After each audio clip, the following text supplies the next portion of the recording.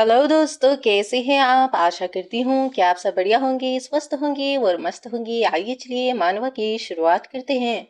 मानवा की शुरुआत में बताया जाता है कि वह झील में डूबकर सुसाइड करना चाहती थी, लेकिन एक भंवर उसे दूसरी दुनिया में खींच ले गया। जब वह जागी तो उसने खुद को एक अजीब कमरे में पाया, जहाँ चारों ओर अजीब से चेहरों और ताजा सर्जिकल निशानों वाले लोग थे। उसके रीढ़ की हड्डी में सिहरन दौड़ गई। पहले पता लगाओ कि ये जगह कहाँ है, उसने सोचा। फिर भागने का रास्ता ढूंढो। अचानक लार टपकाती भारी भरकम महिला उसके करीब झुकी। उसकी नाक में बलगम का बुलबुला फूल रहा था। लड़की पीछे हट गई। महिला उसे बस हैरान होकर देखती रही। अनकंफर्टेबल होकर लड़की ने अपना सिर खुजाया और पूछा कि वे कहाँ है, लेकिन महिला बस बेतरतीब ढंग से बड़बड़ाती रही। उसके कपड़ों पर एक नारा छपा था, मानव पोषण केंद्र। दुबली पतली लड़की का मुंह खुला रह गया। उसने सोचा कि उसे किसी सीक्रेट एक्सपेरिमेंट ऑर्गेनाइजेशन ने पकड़ लिया है, जो उसे एक अजीब आधा इंसान आधा जानवर बनाना चाहता है। यह सोच ही उसे बुरी तरह डराने के लिए काफी थी। तभी उसने कमरे के बाहर दीवार पर एक भेड़िए की परछाई देखी। वह धीरे धीरे उसकी ओर बढ़ी, अपने हाथ को बड़े पंजे के निशान से मिलाने के लिए ऊपर उठाते हुए। उसे यह महसूस हो रहा था कि भेड़िया सीधे उसे घूर रहा है।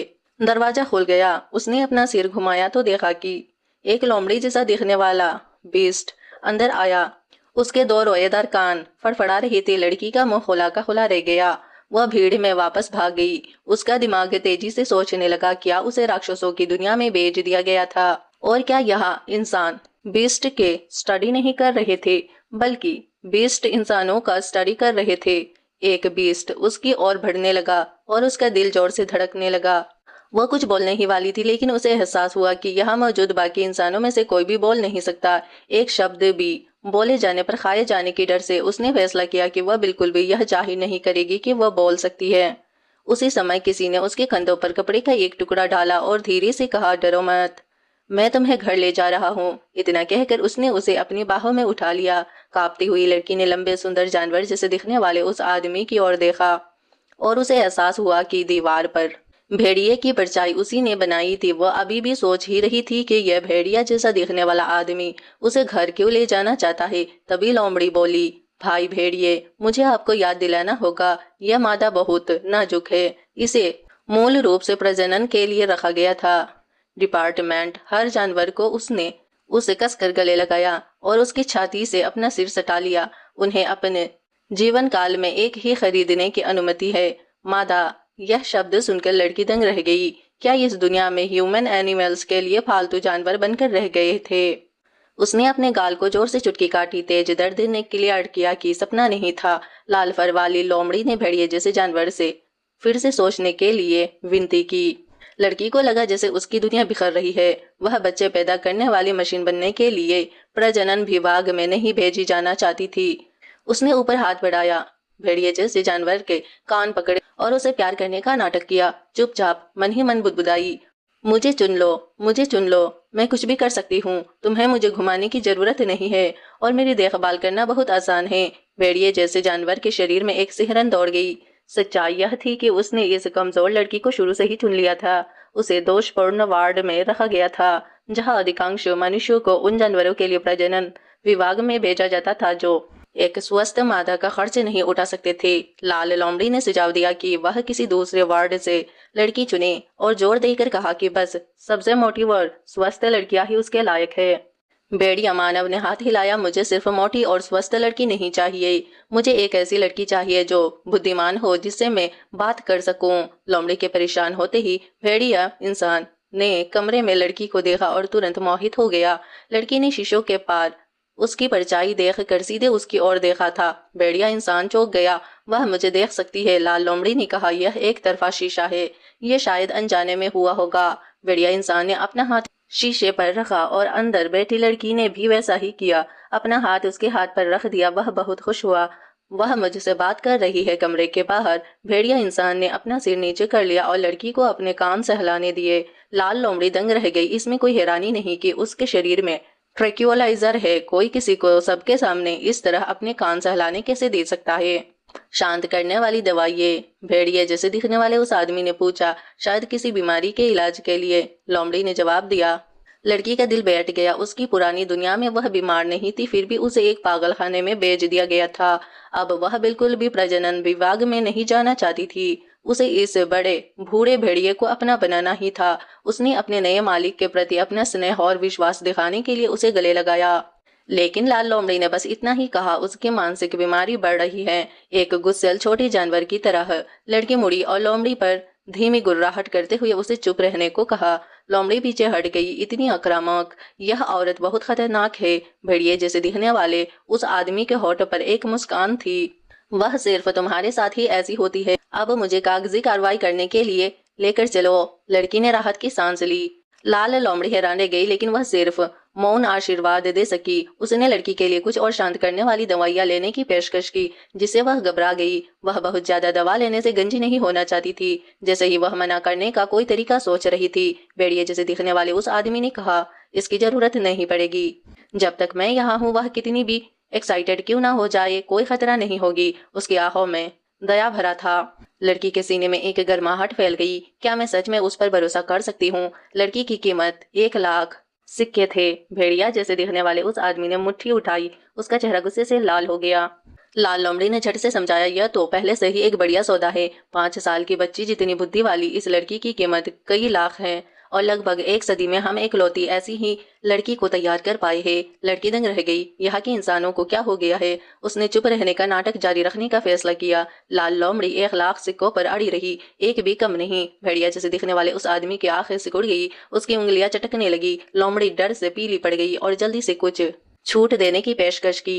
भेड़िया जैसे दिखने वाले उस आदमी ने मना कर दिया, कोई जरूरत नहीं, वह मेरे लिए अनमोल है। छोटी लोमड़ी ने राहत की एक गहरी सांस ली। हाँ हाँ बिल्कुल, क्या आपने उसका कोई नाम सोचा है? भेड़िया जैसे दिखने वाले उस आदमी ने लड़की को गहरी मोहब्बत से देखा और धीरे से उसके पतले गाल को चुटकी काटी। उसने उसका नाम लिली रखने का फैसला किया। लाल लोमड़ी ने तुरंत इस नाम की तारीफ करते हुए कहा, बहुत बढ़िया नाम है। कागजी कार्रवाई पूरी होने के बाद भेड़िया इंसान काले लिली को घर ले गया। उसे नहीं पता था कि कुछ दूसरे इंसान उनका इंतजार कर रहे थे। सभी उसकी टीम में शामिल होने की उम्मीद में। काले दुनिया का सबसे बड़ा योद्धा था और सभी को लगता था कि उसने जिस महिला को चुना वह भी हाई लेवल की होगी। जब काले लिली को बाहों में लिए पास पहुंचा, तभी एक चीता इंसान उसके एक पतली टहनी की तरह दुबली पतली थी। उस पर नाम मात्र का भी शरीर नहीं था। एक्साइटेड होकर दौड़ा, उसके पास आया, मानो उसे भी टीम में शामिल कर लिया गया हो। लेकिन जब उसने लिली को देखा तो वह जम गया। वह दुबली पतली थी। भीड़ बेहद निराश थी। चीते ने लिली की गुणवत्ता को घटिया बताया, प्रजनन विभाग की मादाओं से भी बदतर। लिली की पीठ पर ठंडा पसीना आ गया। यहाँ से चले जाओ। काइल भीड़ पर दहाड़ा। पीले फर वाला चीता उड़ गया। बाकी सब डरकर इधर उधर भाग गए। काइल ने लिली को देखकर मुस्कुराया, कोई बात नहीं, मैं तुम सब का ख्याल खुद रख सकता हूँ। लिली हैरान रह गई, क्या मुझे पालने में बहुत पैसा लगता है? काइल अपने नए पालतू जानवर को घर ले गया। थोड़ी देर बाद उसने अपने पीछे कदमों की आहट सुनी। उसकी आंखें सिकुड़ गई। जब उसने मुड़कर देखा तो एक भालू जैसा दिखने वाला आदमी उसका रास्ता रोक रहा था। लिली ने चुपचाप सांस ली। कितना बड़ा काला भालू, मेरे मालिक से उसे क्या चाहिए? उसने अनजाने में अपना हाथ मुंह पर रख लिया। ओह, मैं उसे इतनी आसानी से मालिक कैसे कहने लगी? काइल का चेहरा सीरियस था। मुझे साथियों की जरूरत नहीं है। बड़े काले भालू ने लिली की ओर इशारा किया। उसे किसी देखभाल करने वाले की जरूरत है। काइल की आंखें सिकुड़ गई और वह तेजी से चलने लगा। लिली को उठाकर ले गया। लिली को समझ आ गया कि वह भालू जैसा दिखने वाला आदमी उसकी देखभाल करने के लिए रिक्वेस्ट कर रहा है। उसने आह भरी, लगता है मेरा बेवकूफ मालिक बहुत गरीब है, इसलिए उसने सबसे सस्ता फालतू जानवर चुना। लेकिन थोड़ी दूर पर ही वह बड़ा काला भालू फिर से उनके पीछे आ गया। जब वे काइल के घर पहुंचे तो लिली पूरी तरह हैरान रह गई। वह गरीब नहीं था, वह बस कंजूस था। काइल ने दरवाजा एक बड़ा पीचर प्लांट दिखाई दिया। लिली एक्साइटेड होकर उसके पास दौड़ पड़ी। अगले ही पल पौधे से एक बेल निकली और उसकी बिल को निगल गई। गुस्से में काइल ने पीचर प्लांट को बांध दिया। लिली बुरी तरह डर गई थी। यह भेड़िया अपने घर में इतना खतरनाक पौधा क्यों उगा रहा है? क्या वह अपनी फुर्ती को निखारने की कोशिश कर रहा है? अजीब बात यह थी कि इस दुनिया की सड़कों पर लगभग कोई पौधा नहीं था, फिर भी हवा असाधारण रूप से ताजी थी। जब वह सोच में डूबी हुई थी, तभी काइल ने अपना छोटा पतला चेहरा ऊपर उठाया। मैं अब तुम्हें अपना नाम बताने जा रहा हूँ। तुम्हें इसे याद रखना होगा, यह बहुत जरूरी है। लिली उलझन में थी। क्या पालतू जानवरों को अपने मालिक का नाम जानना जरूरी होता है? फिर भी अपने मालिक पर हुक्म चलाना बुरा नहीं लग रहा था। उस भेड़िए जैसे दिखने वाले आदमी ने अपना परिचय काइल के रूप में दिया और उसे अपने पीछे दोहराने को कहा। लिली कुछ बोलने ही वाली थी कि उसे याद आया कि इस दुनिया के ज्यादातर इंसान बोल नहीं सकते थे। अगर वह उसका नाम दोहराती तो उसकी पहचान उजागर हो जाती। वह सबके सामने आना नहीं चाहती थी। सभी जानवरों को घूरने के लिए प्रदर्शन। अभी के लिए नासमझ बनने में ही भलाई है। उसने अनसुना करने का नाटक किया और उसे खाली निगाहों से देखती रही। काइल ने बस उसके बाल सहला दिए, यह सोचकर कि वह जल्दबाजी कर रहा है। तभी लिली के लिए सामान की डिलीवरी आ गई। काइल उसे लेने बाहर गया और उसे बिस्तर पर खेलने के लिए कहा। काइल के जाने के बाद लिली ने राहत की सांस ली और बिस्तर पर लेट गई। बाल बाल बच गई। बस होने ही वाला था। अचानक उसे एक अजीब सी फीलिंग्स हुई और वह बिस्तर पर ऐसे उछलने लगी जैसे वह ट्रैम्पोलिन हो। बाहर काइल सामान की जांच कर रहा था जब उसने कमरे से एक जोरदार धमाके की आवाज सुनी। यह सोचकर कि लिली को कुछ हो गया है, वह 200 स्पीड में अंदर आया। उसने उसे बिस्तर पर फुर्ती से भरपूर उछलते हुए पाया। उसके होठों पर मुस्कान आ गई। लगता है मैंने सही चुनाव किया। मेरी लिली कमाल की है। लेकिन कुछ मिनटों बाद लिली हांफने लगी और थक गई। अगले ही पल वह बिस्तर पर बेहोश हो गई। काइल दौड़कर उसके पास गया और पाया कि वह बस हो गई थी। वह उसे साफ करने के लिए बाथरूम में ले गया। लिली का हाथ पानी में फिसल गया और नींद में ही उसने आंखें खोली तो खुद को बड़े बुरे भेड़िए काइल के ऊपर लिपटा हुआ पाया। वह डर के मारे पीछे हट गई। उसके गीले रुएदार भेड़िए के कांटे के स्पर्श से वह इतनी डर गई कि उसे लगा जैसे वह पेशाब कर देगी। उसने खड़े होने की कोशिश की लेकिन फिर बहुत फिसलन भरा था। वह लड़खड़ाकर वापस टब में गिर गई और नहाने का पानी पी गई। लकीली काइल ने उसे समय पर ऊपर खींच लिया और उसे दम घुटने या डूबने से बचा लिया। साबुन का पानी उसकी आंखों में चला गया लेकिन काइल उसे बस खाली निगाहों से देखता रहा। जितना ज्यादा वह अपनी आंखें मलती उन्हें खोलना उतना ही मुश्किल होता जाता। उसने मन ही मन अपने बेवकूफ मालिक को कोसा। थोड़ी निजता तो रखो, मेरा चेहरा धो दो और चले जाओ। शर्मिंदा होकर उसने अपना सिर पानी में डुबो दिया। काइल हंस पड़ा। लिली वाकई समझदार है। उसने शावर हेड से उसके चेहरे से साबुन धोया और फिर उसे सुखाने में मदद की लेकिन उसकी एक आंख फिर भी नहीं खुली। यह देख कर कि आंख साफ नहीं हुई है, काइल ने अपनी जीभ से उसकी आंख के कोने को चाटा और फिर उसका चेहरा पकड़ लिया। लो, अब साफ हो गया। लिली का चेहरा सेब की तरह लाल हो गया। उसने गुस्से से उसका कान पकड़ लिया। मुझे चाट रहे हो? वह छप छप करते हुए गुस्से से टब से बाहर निकलने की कोशिश करने लगी। अपनी कुत्ते वाली प्रवृत्ति पर काबू रखो। रुको। लेकिन चारों ओर देखते ही जम गई बात। बाथरूम मुश्किलों से भरा था जिन पर वह चढ़ नहीं सकती थी। वह इस दुनिया के बारे में कुछ भी नहीं जानती थी। अगर वह इस घर से बच भी जाती तो बाहर के जानवर भूखे भेड़ियों के झुंड की तरह थे। काइल की सुरक्षा के बिना शायद उसे बिना किसी निशान के खा लिया जाता। यह सोचकर वह वापस पानी में बैठ गई और खुद को शांत होने के लिए कहने लगी, यह तो बस एक स्नान है। मैं बचपन में अपने कुत्ते को नहलाती थी। उसे शांत होते देख काइल ने जल्दी से काम खत्म करने का फैसला किया। जल्द ही वह पूरी तरह साफ हो गई लेकिन काइल द्वारा उसके शरीर को धोने और यहाँ तक कि उसके बालों को छोटा करने के लिए रेजर का इस्तेमाल करने के थॉट ने उसे गुस्सा दिला दिया। तुम बड़े दुष्ट भेड़िए, अब तुम बड़ी मुसीबत में हो। मैं पलटवार करूंगी। अचानक उसे याद आया कि काइल ने कहा था कि बच्चे को जन्म देने के बाद संक्रमण से बचने के लिए महिलाओं को साफ रखना पड़ता है। जन्म शब्द ने उसके रीढ़ में सिहरन पैदा कर दी। वह मुझे पालतू जानवरों के साथ डेट पर तो नहीं भेजेगा है ना? नहाने के बाद लिली भूखी थी। काइल तुरंत उसे खाने के कमरे में ले गया। उसे स्वादिष्ट खाने की उम्मीद थी लेकिन कटोरे में जो उसने देखा उसे देखकर वह अविश्वास से देखती रह गई। उसमें पानी में भीगी हुई लकड़ी के टुकड़े थे। वह आग बबूला हो गई। अरे बदबूदार भेड़िए, मुझे भीगी हुई लकड़ी खिला रहे हो? उसने देखा कि काइल ने मेज से लकड़ी का एक टुकड़ा उठाया और बड़े चाव से उसे चबाने लगा। लिली हैरान रह गई। उसने कभी सोचा भी नहीं था कि जानवर लकड़ी खाते हैं। काइल ने उसे एक गोली दी। लिली के मन में डर की लहर दौड़ गई और उसने अपना चेहरा उसकी मजबूत छाती में छिपा लिया। क्या तुमने नहीं कहा था कि मुझे दवा नहीं दोगे? क्या तुमने अपना मन बदल लिया क्योंकि मैं परेशानी खड़ी कर रही थी? काइल ने धीरे से उसके सिर पर हाथ फेरा। यह गोली तुम्हें तरोताजा करने में मदद करेगी। तुम बहुत पतली हो। लिली को वे सारे पल याद आ गए जब लोगों ने उसे मिठाई बताकर दवा खिला दी थी लेकिन उसे डर था कि अगर उसने मना किया तो वह उसे जबरदस्ती खिला देगा। इसीलिए उसने एक प्लानिंग बनाई। उसने गोली मुंह में डाली और उसे दिखाने के लिए मुंह चौड़ा खोला। काइल चौंक गया। लिली कितनी समझदार है। ऐसा लगता है कि वह मेरी बहुत सी बातें समझ जाती है।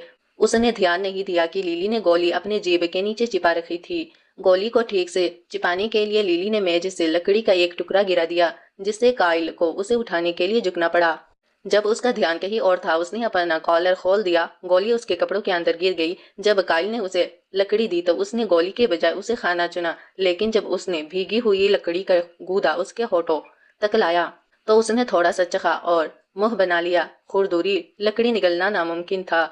जब उसने काइल को यह कहते सुना कि उसने इसमें मोटापा बढ़ाने वाला पाउडर भी मिलाया है, तो उसने जल्दी से उसे थूक दिया और खांसी और घुटन महसूस करने लगी।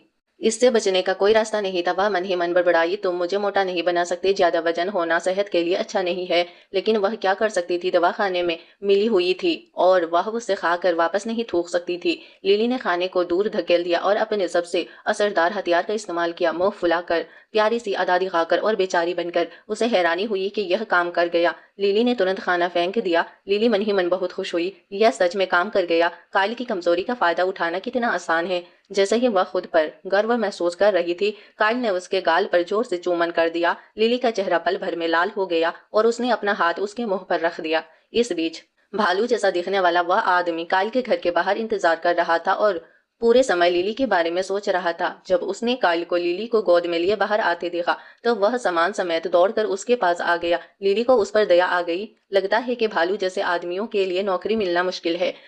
काइल ने उस बड़े काले भालू को जाने के लिए कहा और बताया कि उसे किसी टीम की जरूरत नहीं है और वह लिली को किसी और भालू जैसे आदमी के साथ साझा नहीं करेगा।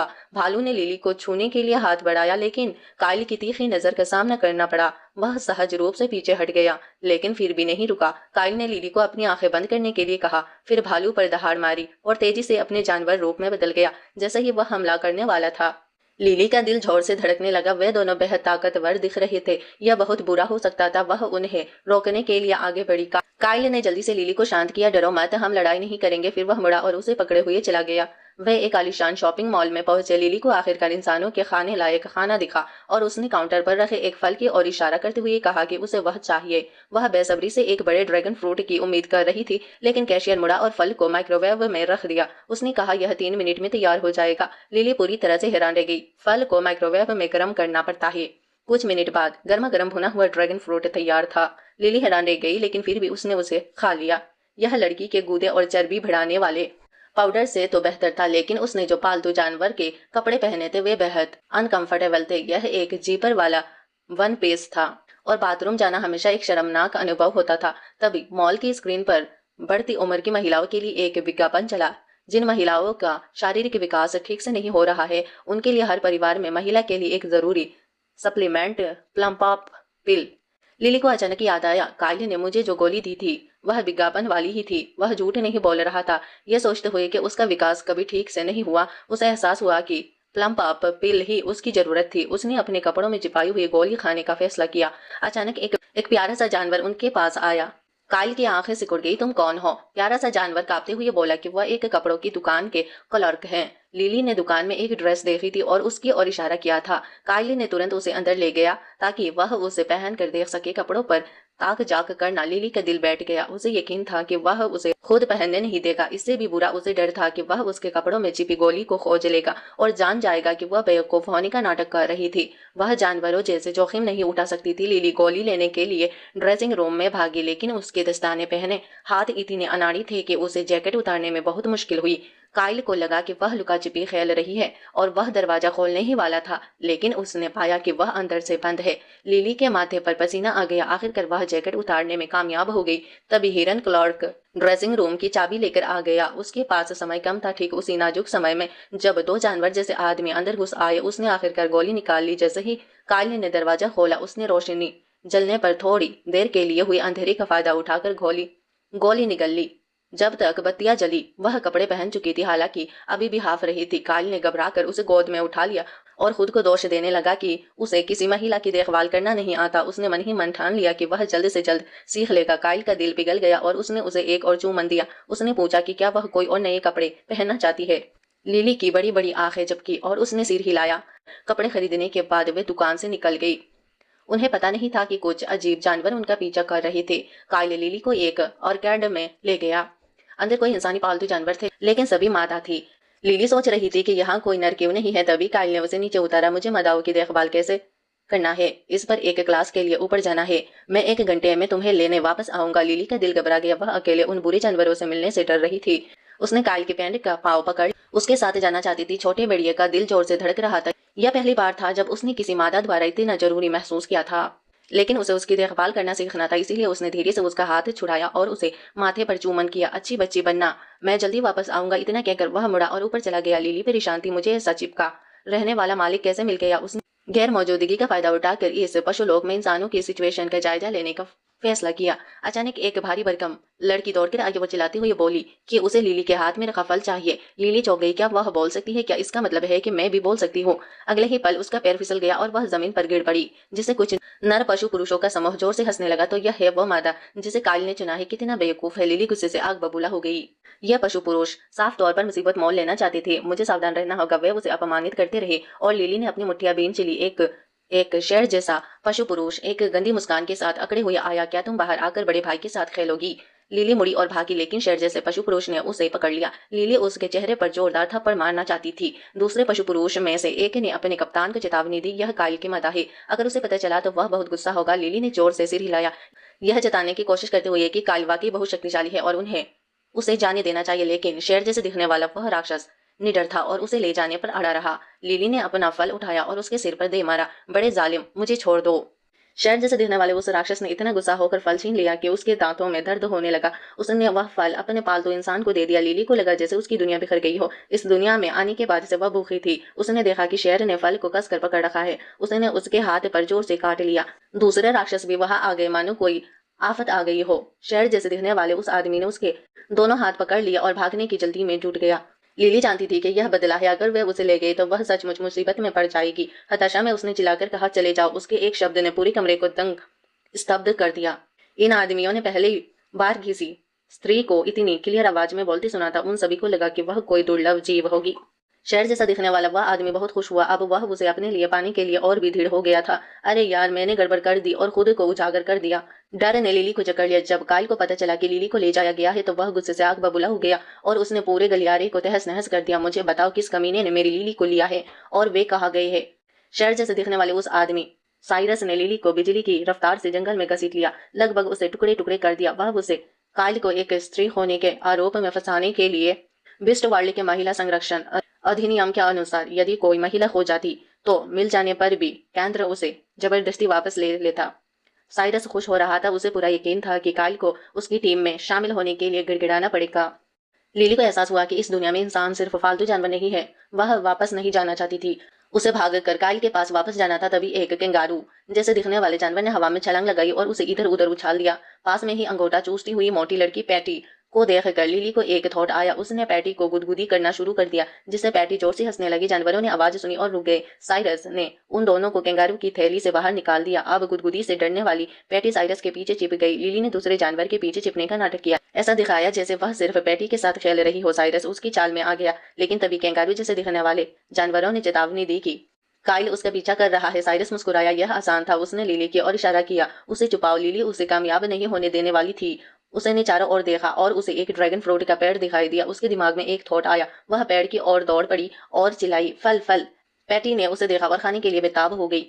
ड्रैगन फ्रूट स्वादिष्ट था, लेकिन पेड़ बहुत आक्रामक थे। फिर भी अपने पालतू जानवर की खातिर साइरस ने सभी जानवरों को फल तोड़ने का आदेश दिया। लिली का दिल उछल पड़ा। उसने फल तोड़कर ले जाने का फैसला किया। भागने का मौका मिला, वह उसी रास्ते से वापस भागी जिस रास्ते से वे आए थे। उसने सोचा कि वह अपने कदमों के निशान पर वापस जाकर बच निकलेगी, लेकिन आधे रास्ते में उसे एक मोड़ मिला। उसने रोशन रास्ता चुना और खो जाने की सिचुएशन में एक पेड़ पर निशान लगा दिया। वह तब तक दौड़ती रही जब तक उसकी सांस फूलने लगी। अचानक उसके पीछे एक काली परछाई दिखाई दी।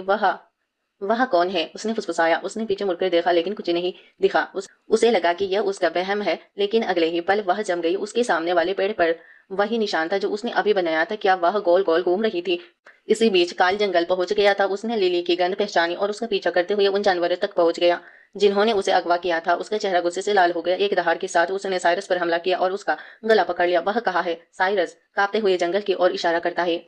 उसे खा लिया गया है कहीं और। लिली को एहसास हुआ कि वह एक राक्षस से टकरा गई है। उसे लगा कि यह पेड़ों द्वारा बिछाया गया जाल था। उसने अपनी आंखें बंद कर ली। पेड़ों के मुख्य तने को खोजने की कोशिश कर रही थी। कुछ ही पल बाद उसे अचानक एहसास हुआ कि यह एक चलता फिरता बरगद का दानव है। सभी पेड़ों के तने उसकी जड़ें थी। उसने जड़ों से सावधानी से बचने की कोशिश की, लेकिन जमीन से एक लता निकली और उसकी ओर झपटी। लिली बच गई, लेकिन उसका टखना जोर से मुड़ गया और वह मुख के बल गिर पड़ी। जैसे ही उसने उठने की कोशिश की, एक और लता उसके टखने से लिपट गई और उसे जोर से हवा में उछाल दिया। लिली ने एक डाली को पकड़ लिया, लेकिन लता ने उसे नहीं छोड़ा। बस अब हो गया, उसने घबराकर सोचा, मैं मरने वाली हूँ। कायले ने साइरस से लिली का पता निकलवाया और यह यकीन करके कि वह अभी भी जिंदा है, जंगल में और अंदर की ओर दौड़ पड़ा। तभी लता ने अचानक लिली के पैर को छोड़ दिया। वह सोच रही थी कि वह कैसे बच गई। जब उसने पीछे मुड़कर देखा और एक भेड़िए को बरगद के दानव से लड़ते हुए देखा तो कायल ने उसे बचा लिया था। लिली की आंखों में आंसू भर आए और उसने कायल का नाम पुकारा। कायल ने मानो उसकी आवाज सुन ली और जीत की दहाड़ लगाई। फिर उसकी आंखें कठोर हो गई और अनगिनत लताएं उसकी ओर बढ़ने लगी। लिली उसे विचलित नहीं करना चाहती थी, इसीलिए उसने सुरक्षित जगह पर जाने की कोशिश की। अचानक हवा का एक तेज झोंका आया और कई जानवर उसके सामने आ गए। कितनी दुबली पतली स्त्री है, वह अकेली क्यों है? लिली सोच रही थी कि कौन बोल रहा है। उसने ऊपर देखा, वह लगभग लिली बेहोश हो गई। उसके सामने कोई विशाल काय सिर पर हाथ फेरते हुए कहा कि चूंकि यह एक प्रभावशाली राक्षस खड़े थे। उनका नेता एक विशालकाय राक्षस था। शेर इस दुनिया का सरदार था। लिली को लगा कि वह बदमाशों के एक और गिरोह से टकरा गई है। उस विशाल शेर ने उसे उठाया और पूछा, उसका नर कौन है? वह एक मादा को जंगल में अकेला कैसे छोड़ सकता है? एक जानवर जैसे दिखने वाले आदमी ने जवाब दिया, यह कायल है। सरदार का चेहरा गुस्से से लाल हो गया। आगे से एक जोरदार धमाका हुआ और एक शक्तिशाली लहर उन पर छा गई। सभी को लगा कि कायल का काम तमाम हो गया, लेकिन लिली की आंखें चमक उठी। कायल जानवरों जैसे दिखने वाले आदमियों के एक समूह का नेतृत्व करते हुए उस अफरा तफरी से बाहर निकला। सभी हैरान थे और लिली खुशी से झूम उठी। कायल उसकी ओर दौड़ा और पलक झपकते ही उसने उसे उस बड़े शेर की बाहों से छीन लिया। एक शानदार अंदाज में उतरते हुए मालिक और नौकरानी ने आंसू भरी आंखों से एक दूसरे को गले लगाया। कायल ने उसे कसकर पकड़ लिया, चूमा, गले लगाया और ऊपर उठा लिया, मानो उस कमजोर लड़की की सांसें ही रोक दी गई हो। यह महसूस करते हुए कि वह बहुत जोर लगा रहा है, कायल ने जल्दी से अपनी पकड़ ढीली कर दी। लिली ने सांस ली। मैं बच गई। इस देखभाल करने वाले का उत्साह अद्भुत था। वह एक प्यारे से भेड़िए के बच्चे की तरह था जो हमेशा उसके गालों पर चुम्बन करता था। बाकी जानवर उसे देखकर अचंभित रह गए। लिली ने कायली के दोनों कान पकड़ लिए। क्या तुम लोगों के हर समय चूमने की यह बुरी आदत नहीं छोड़ सकती? इस हरकत ने सबको चौंका दिया। भयंकर भेड़िया युद्ध एक छोटे पिल्ले में बदल गया था। वे सब बेहद ईर्ष्या कर रहे थे। दुष्ट शेर साइरस थोड़ा अपमानित महसूस कर रहा था, यह सोचकर कि उसका अपना फालतू जानवर भी ऐसा ही कर सकता है। उसने पैटी के कानों में अपने कान रगड़ने की कोशिश की, लेकिन पैटी ने उसे फल से मारना शुरू कर दिया। बाद में कायल ने साइरस पर लिली का अपहरण करने और उसके बरगद के राक्षस द्वारा लगभग खा जाने का आरोप लगाया, लेकिन साइरस ने इसे मानने से इनकार कर दिया। इसके बजाय उसने कायल को दोषी ठहराया और दावा किया कि उसे जानवर जैसी बीमारी है।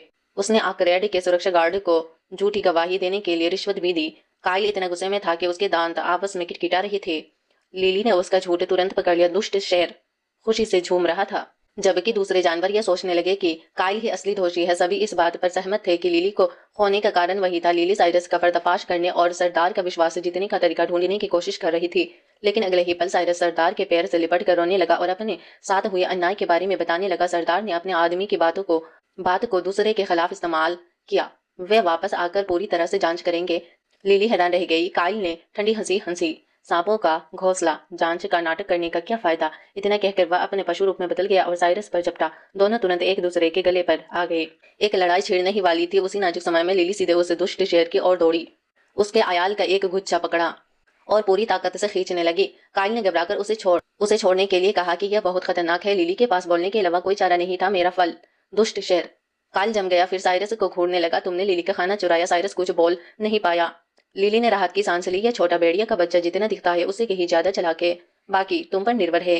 कायल ने सरदार से पूछा कि साइरस को क्या सजा मिलनी चाहिए। सरदार ने साइरस को घूरा और पूछा कि क्या कायल सच कह रहा है। साइरस कांप गया, कुछ नहीं बोला। सरदार को मुड़कर लिली से पूछना पड़ा। कायल तुरंत उसके सामने आकर दहाड़ते हुए बोला, सरदार।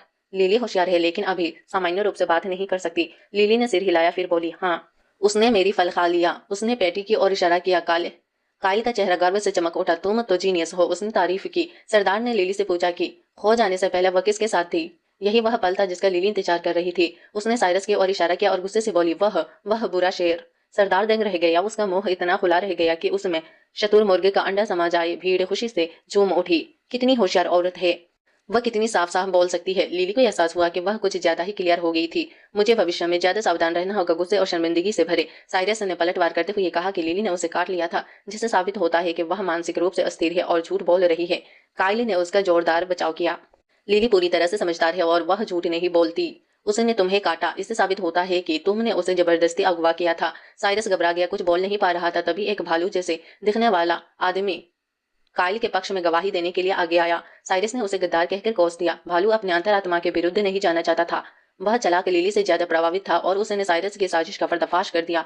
यह देख काइल ने लिली को उठाया और घर जाने के लिए तैयार हो गया कस्बे की दूसरी तरफ, और उसने साइरस की साजिश का पर्दाफाश कर दिया। यह देखकर साइरस के साथ रहे जानवर भी उसके खिलाफ गवाही देने के लिए आगे आए। दुष्ट शेर इतना डर गया कि उसने पेशाब कर दिया। सरदार गुस्से से आग बबूला हो गया और उसे गिरफ्तार करने का आदेश दिया। बड़ा काला भालू ब्रोनो अभी भी काइल के घर के बाहर नाली साफ कर रहा था। लिली सोच रही थी कि वह क्या कर रहा है। जब बड़े भालू ने लिली को देखा तो उसका चेहरा खिल उठा। उसने अनजाने में अपने बड़े हाथों को अपनी पैंट पर पहुंचा और अपने काम पर वापस चला गया। लिली को उस पर थोड़ी दया आई। वह बहुत ईमानदार और मेहनती लग रहा था। शायद काइल अपना मन बदल ले और उसे रहने दे। काइल भालू की ओर बढ़ा।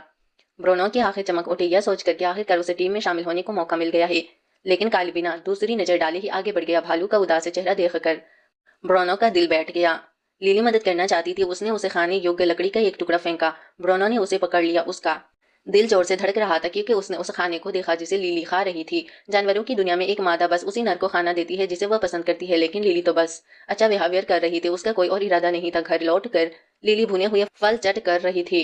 काली सोच रहा खास लकड़ी खाने के बाद भी उसे इतनी भूख क्यों लग रही थी। उसे लगा कि जंगल में उसने बहुत दुख झेला होगा। उसकी आंखें सिकुड़ गई और उसने मेज पर मुक्का मारा। मैं लिली को फिर कभी खतरे में नहीं पड़ने दूंगा। वह गुस्से में घर से बाहर निकला और काइल भालू को घूरने लगा, लेकिन ब्रोनो जाने से इनकार कर रहा था और कह रहा था कि काइल की टीम को मदद की जरूरत है। काइल ने दांत पीसे और हैरानी से काले भालू को अंदर बुला लिया। लिली जिसने अभी अभी खाना खत्म किया था और हिचकी ले रही थी, काइल को ब्रोनो के साथ अंदर आते देख हैरान रह गई। मुझे विश्वास नहीं हो रहा कि काइल ने मेरे लिए एक आया रख ली है।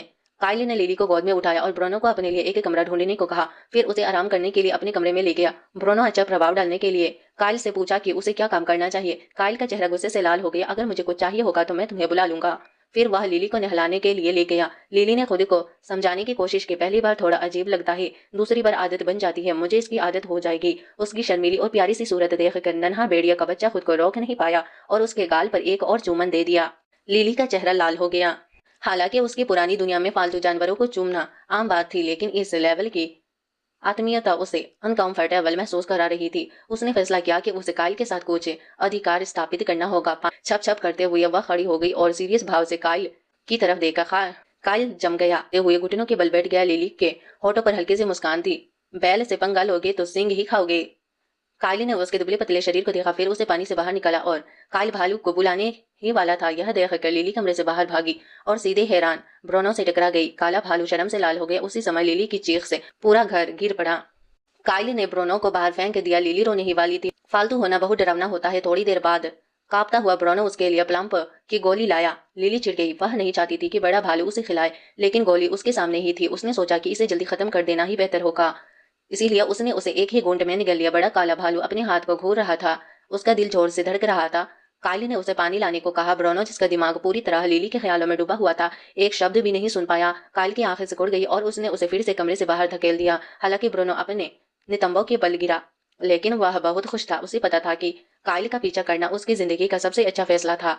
काइल ने बाथरूम का दरवाजा बंद किया और लिली के पास जाकर उसे एक चमकता हुआ क्रिस्टल दिखाया। लिली उसकी सुंदरता देखकर दंग रह गई और उसे लेने ही वाली थी कि काइल ने झट से उसे वापस खींच लिया। मेरा नाम फिर से लो और मैं तुम्हें यह दे दूंगा। वह मुंह बनाकर बोली, बेवकूफ भेड़िया। काइल रुका, फिर उसने क्रिस्टल फिर से उसकी ओर बढ़ाया। मुझे काइल कहो। लिली ने अपना मुंह थोड़ा सा खोला। क भेड़िया एक्साइटेड होकर नाचने लगा। वह कहने ही वाली थी, लेकिन लिली ने क्रिस्टल को पूरा निकल लिया। काइल का मुंह खुला रह गया। उसने उसका मुंह पकड़कर उसे थूकने को कहा, लेकिन क्रिस्टल पहले ही उसके गले में जा चुका था। लिली नहाने का पानी घटकने लगी। उसे वापस निकालने की कोशिश कर रही थी। काइल ने दिलासा देते हुए उसके सिर पर हाथ फेरा। कोई बात नहीं, ये पारदर्शी क्रिस्टल विषैले नहीं है, लेकिन रंगहीन क्रिस्टल कभी मत खाना, ये जानलेवा हो सकते हैं। लिली ने सिर हिलाया। चिंता मत करो, मैं इतनी खतरनाक चीज नहीं खाऊंगी। काइल ने उसकी अच्छी तरह से देखभाल करने के लिए उसकी तारीफ की और उसे टब से बाहर निकाल लिया।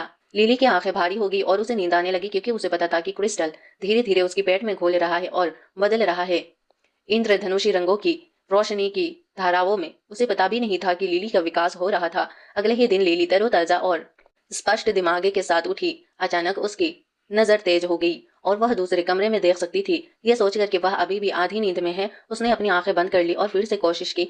उसकी आंखों की रोशनी आंगन तक फैली और फिर धुंधली हो गई। लिली हैरान थी। वह हमेशा दूसरों की स्पिरिचुअल पावर को महसूस कर सकती थी, लेकिन उसने कभी नहीं सोचा था कि उसके पास भी यह होगी। निकले हुए क्रिस्टल को याद करके उसे समझ आया कि क्या हुआ था और वह रोमांचित हो गई। अगर मैं पर्याप्त स्पिरिचुअल पावर एकत्र कर सकती हूँ तो मुझे अब किसी जानवर के पालतू नहीं रहना पड़ेगा। उठने के बाद उसने काइल का छोड़ा हुआ एक नोट देखा। निर्देशों का पालन करते हुए उसने एक स्विच दबाया और उसका रिकॉर्ड किया हुआ संदेश चुना। लिली, बड़ी गमी बियर और मुझे काम निपटाने हैं। हम 2 या 3 घंटे में वापस आ जाएंगे। अच्छी बच्ची बनकर घर पर मेरा इंतजार करना। लिली की आंखें चमक उठी। उसके पास 1 घंटे से ज्यादा का समय था। आखिरकार इस दुनिया की ठीक से पड़ताल करने का मौका मिल गया। इसी बीच काइल और काला भालू ब्रूनो बीस्ट एडमिशंस ब्यूरो में ब्रूनो के घर के रिक्वेस्ट पर कार्रवाई कर रहे थे। आखिरी समय में काइल ने उसे रोक दिया। ब्रूनो को लगा कि वह अपना इरादा बदल रहा है। काइल ने घर के लिए अपनी शर्तें रखी। मैं इस परिवार का सुपेरियर मुखिया हूँ। मेरी अनुमति के बिना तुम लिली के पास नहीं जा सकते। ब्रूनो का चेहरा उतर गया। उसे चुप देख कर काइल को लगा कि शायद उसने उसे गलत समझा था। अगर तुम तैयार नहीं हो तो भी जा सकते हो। इससे पहले कि वह अपनी बात पूरी कर पाता, ब्रूनो ने मुट्ठी उठाई और चिल्लाया, मैं तैयार हूँ, मैं हूँ।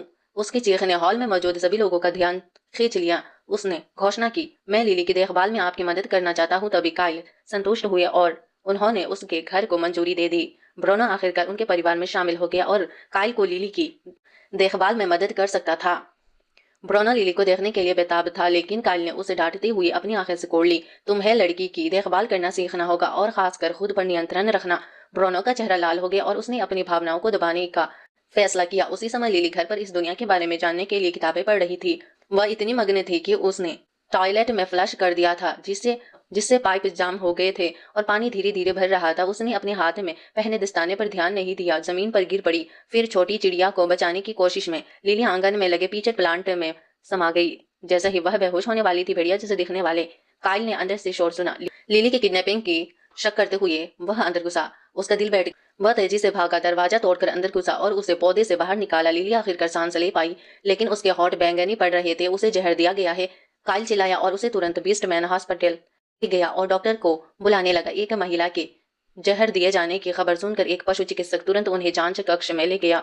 डॉक्टरों के एक समूह ने लिली को घेर लिया और उसकी जांच करने लगे। यह सब देखकर लिली को लगा कि उसे सीरियस रूप से जहर दिया गया होगा। हालांकि वह ठीक महसूस कर रही थी। डॉक्टर ने तुरंत काली से पूछा कि जहर का स्रोत क्या था और उसने इसे कैसे खाया है। काली ने बताया कि वह उनके आंगन में लगे पीचर प्लांट में समा गई थी। सभी डॉक्टर दंग रह गए और एक दूसरे को हैरानी भरी निगाहों से देखने लगे। तो क्या जहर का असर सीरियस है? काइल ने पूछा। पूरी जांच के बाद डॉक्टर ने कहा कि जहर के कोई लक्षण दिखाई नहीं दे रहे हैं। उन्होंने काइल से लिली के बारे में कपड़े उतारने को कहा ताकि खून का नमूना लेने के लिए उनकी बाह दिखाई दे। लिली शर्मा गई और बड़बड़ाने लगी। उसने अपनी आस्तीन ऊपर करने का इशारा किया और कि कपड़े उतारने की जरूरत नहीं है। उसकी पतली पीली बाह देखकर सब हैरान रह गए। काइली ने उसका हाथ ऐसे थाम लिया जैसे वह कांच का बना हो, लेकिन डॉक्टर ने उसका हाथ झटक दिया। तुमने तो उसके दस्ताने काट दिए हैं। अगर वे किसी चीज को छुएंगे तो उन्हें चोट लग सकती है। लिली सहम गई। सच में क्या इंसान इतने नाजुक होते हैं? शुक्र है उसे कोई चोट नहीं आई। काइल हैरान था। जब उसने उसे कपड़े पहनाए थे तब तो उसके कपड़े ठीक थे। उसने सोचा कि पीचर प्लांट ने उन्हें फाड़ दिया होगा।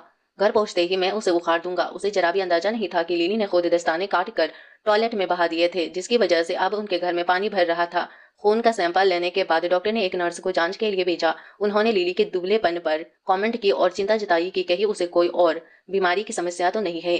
कायले ने लिली की बहादुरी की तारीफ करते हुए कहा कि वह रोई तक नहीं और आंखें घुमाते हुए बोली, यह तो बस खून की जांच है। मैं कोई 3 साल की बच्ची तो नहीं हूँ। यह बेवकूफी भरी बातें। खून निकालते समय भी वह रोई नहीं। लिली मन ही मन सोच रही थी कि यह भेड़िया बेवजह इतना बखड़ा खड़ा कर रहा है।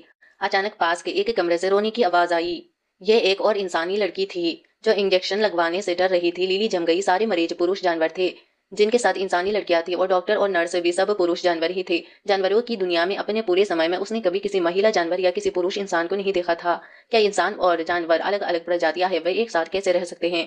यह सोचकर उसके रीढ़ की हड्डी में सिहरन दौड़ गई और वह धीरे से रो पड़ी। डॉक्टर ने काइल को याद दिलाया कि लिली को ठंड न लगने दे और समझाया कि दूसरी लड़कियां ठंड से बीमार महसूस कर रही थी, इसीलिए रो रही थी। काइल ने धीरे से उसके गाल पर हाथ फेरा। मैं ध्यान रखूंगा। लिली को देखकर जो सरकंडे की तरह पतली थी। डॉक्टर ने कहा कि उसका पतलापन सेहत के लिए अच्छा नहीं है और उसे वजन बढ़ाने वाली दवा देने की सलाह दी। लिली को बहुत बुरा लगा। मोटा होना ही सेहत के लिए खराब है। बेवकूफ। उसने हताशा में अपना पैर पटका और उन दरिंदों को यह दिखाने के लिए कि असली सेहत कैसी होती है, उसने उछल कूद शुरू कर दी। अपना पैर हवा में उछाल ऊंचा उछालते हुए काइल का मुंह इतना खुला रह गया कि उसमें शतुरमुर्ग और उसके अंडे और बच्चे सारे समा जाए। डॉक्टर इतना हैरान हुआ कि हकलाने लगा। लिली मन ही मन खुश हुई। मेरी शारीरिक तंदुरुस्ती से प्रभावित हो है ना, मुझे वजन बढ़ाने वाली किसी दवा की जरूरत नहीं है। उसे यह जानकर बहुत डर लगा कि डॉक्टर ने उसे मानसिक समस्या समझ ली और उसे नींद की दवाइयां देना चाहा। लिली को लगा जैसे उसकी दुनिया बिखर गई हो। उसने अपना चेहरा काइल की छाती में छिपा लिया और सिर हिलाते हुए कहा, नहीं नहीं, कोई दवा नहीं ले रही हूँ। काइल को पूरा यकीन था कि वह मानसिक रूप से ठीक है और उसने अंदाजा लगाया कि उसका यह बिहेवियर पीटर प्लांट की वजह से है। तभी नर्स लैब के नतीजे लेकर लौटी। डॉक्टर ने एक नजर डाली और उसकी आंखें चौड़ी हो गई। इसमें क्या लिखा है? काइल ने घबराकर पूछा। डॉक्टर ने बबल हेड की तरह सिर हिलाया।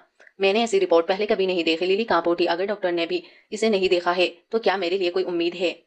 काइल को भी लगा कि जहर का असर सीरियस है, लेकिन डॉक्टर ने तुरंत क्लियर किया, मादा को जहर नहीं लगा है। यह अब तक की सबसे अच्छी रिपोर्ट है जो मैंने देखी है। लिली ने राहत की सांस ली। काइल ने उसे गोद में उठाया और खुशी से हवा में उछाल दिया।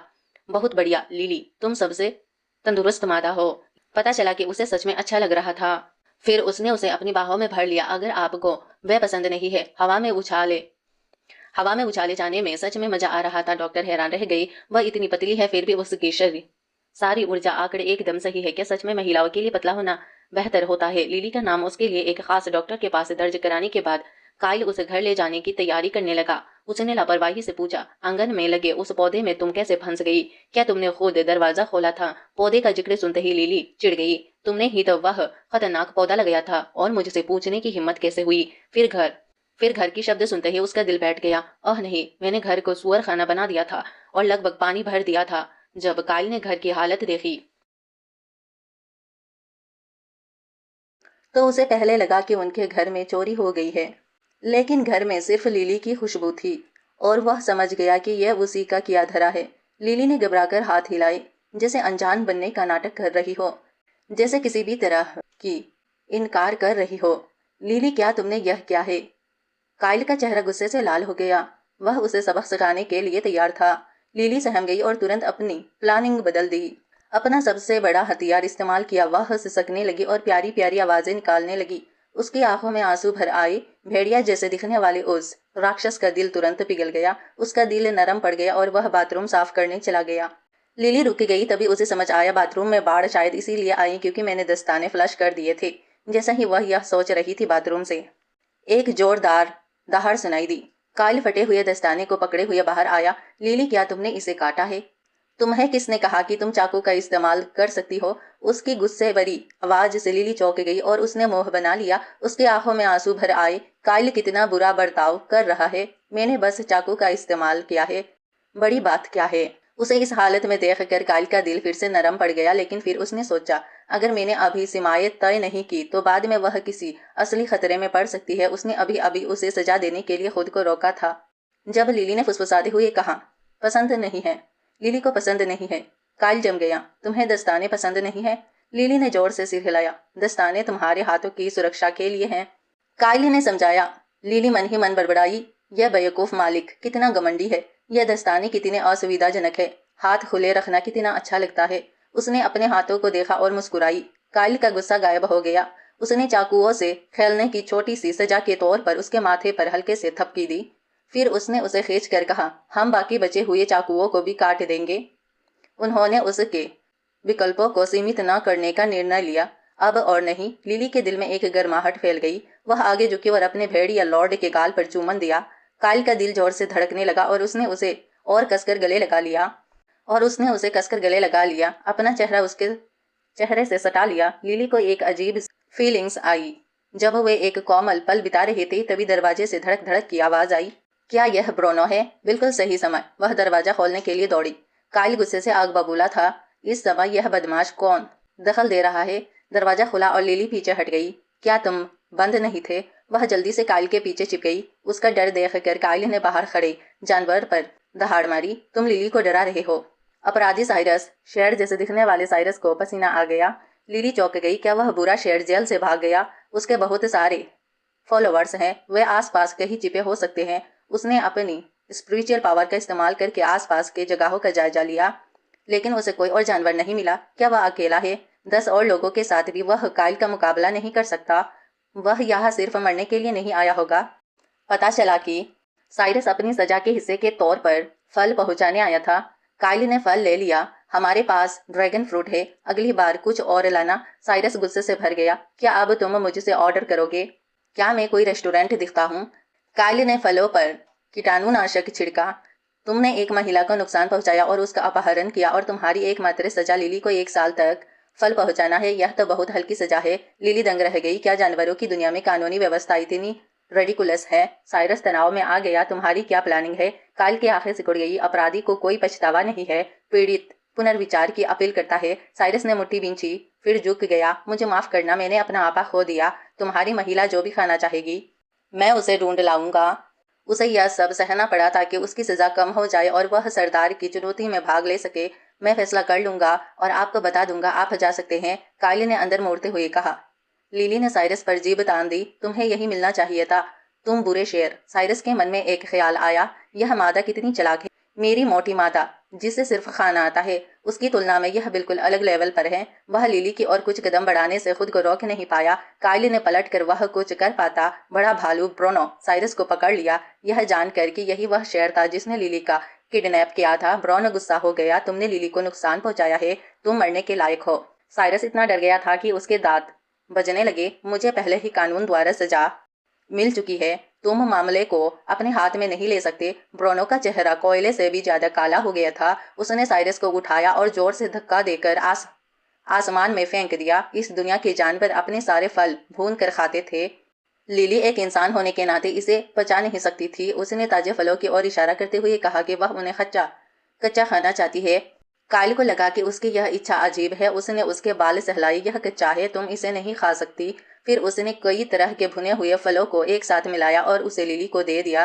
लिली ने मुंह बनाया। क्या फर्क पड़ता है, यह अभी भी बुना हुआ फल ही है। उसने कायल के हाथ को देखा और पल भर में वह उसे एक बड़ा चिकन लेग जैसा लगने लगा। चबाओ और उसने उसे काट लिया। कायल को लगा जैसे वह उससे नाराज है, तो वह लगभग उछल पड़ा। लिली ने अपनी बड़ी बड़ी आंखें झपकाई और बुदबुदाई, मांस मांस खाना चाहते हो, मांस। कायल रुका, फिर उसके चेहरे पर एक धीमी शरारती मुस्कान फैल गई। अच्छी बच्ची बनो, तुम्हें बाद में मांस खाने को मिलेगा। लिली का दिल खुशी से उछल पड़ा। आखिरकार मुझे मांस खाने को मिलेगा। कायली ने उसकी मासूमियत पर आह भरी और कहा कि उसे पहले अपना भुना हुआ फल खत्म करना होगा। लिली ने तुरंत आज्ञाकारी होकर अपना मुंह खोल दिया। पास ही ब्रोनो चमकती आंखों से देख रहा था। काश वह भी लिली के इतने करीब होता। ऐसा करने के लिए उसने अपना खाना कुछ ही निवालों में चट कर लिया और अपने काम शुरू करने के लिए उठ गया। कायल ने ब्रोनो से कहा कि पहले लिली की मोटापा बढ़ाने वाली दवा तैयार करे। लिली का चेहरा उतर गया। फिर वही शुरू हो गया, यह बेवकूफ भेड़िया मुझे मोटा करना कब छोड़ेगा। दवा मिलाने के बाद कायली ने उसे ठंडा करने के लिए उस पर फूंक मारी और लिली के होठों के पास ले गया। लिली ने अपना मुंह कसकर बंद करके दूसरी तरफ मुंह फेर लिया। अगर तुमने अपनी दवा नहीं ली तो डॉक्टर साहब को आकर तुम्हें तुम्हें इंजेक्शन लगाना पड़ेगा। कायली ने धमकी दी। इससे लिली और भी गुस्से में आ गई। उसने एक गोली निकाली और इशारा किया कि वह सिर्फ स्तन बढ़ाने वाली गोली लेगी, मोटापा बढ़ाने वाली दवा नहीं। कायली ने अजीब सी हंसी हंसते हुए उसे जबरदस्ती खिलाने की कोशिश की। लिली ने दवा को एक झटके में थूक दिया। वह मुड़ी और ब्रोनो की तरफ दौड़ पड़ी। बड़े भालू की आंखें चमक उठी, यह सोचकर कि वह चाहती है कि वह उसे गले लगा ले। उसने अपनी बाहें फैला दी। वह बस उसके पीछे भागा। कायल हाथ में दवा लिए उसके पास आया और उसे पीने के लिए जोर देने लगा। लिली भालू के पीछे दुबक गई, कांपते हुए पास आई। यह देखकर ब्रोनो बीच में आ गया। लिली को शायद इसका स्वाद पसंद नहीं आया। उसे इस तरह जबरदस्ती खिलाने से उसे तनाव हो सकता है। कायल ने एक पल सोचा और आज उसे जबरदस्ती ना खिलाने का फैसला किया। जैसे ही लिली ने राहत की सांस ली, उसने कहा, कल मैं मोटापा बढ़ाने वाली दवा का स्वाद बिल्कुल ब्रेस्ट ब्रेस्ट पीलिंग की गोली जैसा बना दूंगा। लिली को शायद यह पसंद आए। नहीं, लिली का मुंह खुला रह गया और वह कमरे से भाग गई। कायली ने ब्रोनो को सफाई करने और आराम करने के लिए कहा, जबकि वह लिली को ढूंढने चला गया। ब्रोनो को याद आया कि लिली कैसे उसकी पीठ से चिपकी हुई थी। उसे एक गर्मजोशी और सुकून का एहसास हुआ। वह बस उसके और करीब जाना चाहता था। कायली ने लिली को उसके कमरे में पाया। उसकी पीठ उसकी तरफ थी। वह चुपचाप बिस्तर पर चढ़ गया, यह सोचकर कि वह सो रही है। उसने अपनी बाहों में उसे लपेट लिया। लिली ने आह भरी, यह बेवकूफ भेड़िया कितना चिपका रहता है। अगली सुबह लिली उठी और कायल को ढूंढना चाहती थी, लेकिन फिर उसे याद आया कि वह अभी भी विरोध कर रही है। मैं उसे ढूंढने नहीं जा सकती। तभी उसे आंगन से एक लयबद्ध थपथपाहट सुनाई दी। वह बाहर गई तो देखा कि कायल पीचर प्लांट उखाड़ रहा था। उसका मसल शरीर चमक रहा था। लिली मंत्रमुग्ध हो गई। कायली ने मुड़कर उसे एक प्यारी सी मुस्कान दी और लिली का दिल जोर से धड़कने लगा। कितनी गर्मी है, मेरा दिल इतनी तेजी से क्यों धड़क रहा है, क्या मुझे लू लग रही है? काइल उसके पास आया और कहा कि वह उसे बाद में मनोरंजन पार्क ले जाएगा। एक मनोरंजन पार्क। लिली दंग रह गई। बिल्कुल वैसा ही जैसे वह बचपन में जाया करती थी, जब से उसे 9 साल की उम्र में पागल खाने भेजा गया था। मनोरंजन पार्क बस उसके लिए सपनों में ही थे। वह आजाद होने मनोरंजन पार्क में आजादी से दौड़ने और खेलने के लिए तरस रही थी। ख्यालों में खोई हुई वह घर से बाहर दौड़ने लगी। कायली ने उसके पीछे एक पट्टा पकड़ा हुआ था, जिससे वह इतनी डर गई कि खरगोश से भी तेज दौड़ने लगी। वह पट्टा नहीं पहनना चाहती थी, यह बहुत शर्मनाक था। वह इतनी तेजी से दौड़ रही थी कि एक छोटे से जानवर जैसे बच्चे से टकरा गई। लकीली कायली ने उसे ठीक समय पर पकड़ लिया। लिली ने उस छोटे से जानवर जैसे बच्चे को देखा और उसकी आंखें चौड़ी हो गई। उसे लगा कि वह एक इंसान लड़का है। कायली ने उसे उठाया, लेकिन वह उसकी बाहों से छूटने के लिए छटपटाने लगी। रुको बच्चे, मुझे एक बार फिर देखने दो। उसने लड़के का कॉलर पकड़ा और उसकी टोपी गिर गई, जिससे उसके जानवर जैसे कान दिखाई दिए। तभी लिली को एहसास हुआ कि वह इंसान नहीं था। उस छोटे से जानवर ने उस पर गुर्राया। कायली ने उससे घूर कर देखा और वह छोटा बच्चा तुरंत सिसकते हुए अपने पिता के पास भाग गया। कायली ने पिता से पूछा, मेरी मादा ने उसे डरा दिया, मैं आपको क्या मुआवजा दे सकता हूँ? पिता ने अपने बेटे के सिर पर हाथ फेरा। कोई बात नहीं, मेरा बच्चा बहादुर है, चलो माँ के साथ वम पर बोटे की सवारी करते हैं। लिली जम गई। उसकी माँ भी यह थी, लेकिन उसने कोई मादा जानवर नहीं देखा था। तभी कायली ने फिर से पट्टा निकाला। ऐसा लग रहा था कि वह इस दर्द से बच नहीं सकते। उसके मन में एक परेशान करने वाला थॉट आया, इतने समय बाद भी मैंने एक भी मादा जानवर या पुरुष क्यों नहीं देखा? एक दिन उसने आखिरकार एक बड़ी मोटी मुर्गी देखी और उसके मुंह में तुरंत पानी आ गया। उसने मुर्गी की ओर इशारा करते हुए कहा कि उसे मांस चाहिए। काली ने तुरंत उसका मुंह ढक लिया। तुम यह मांस नहीं खा सकती, जानवरों की दुनिया में जानवरों को खाना मना है।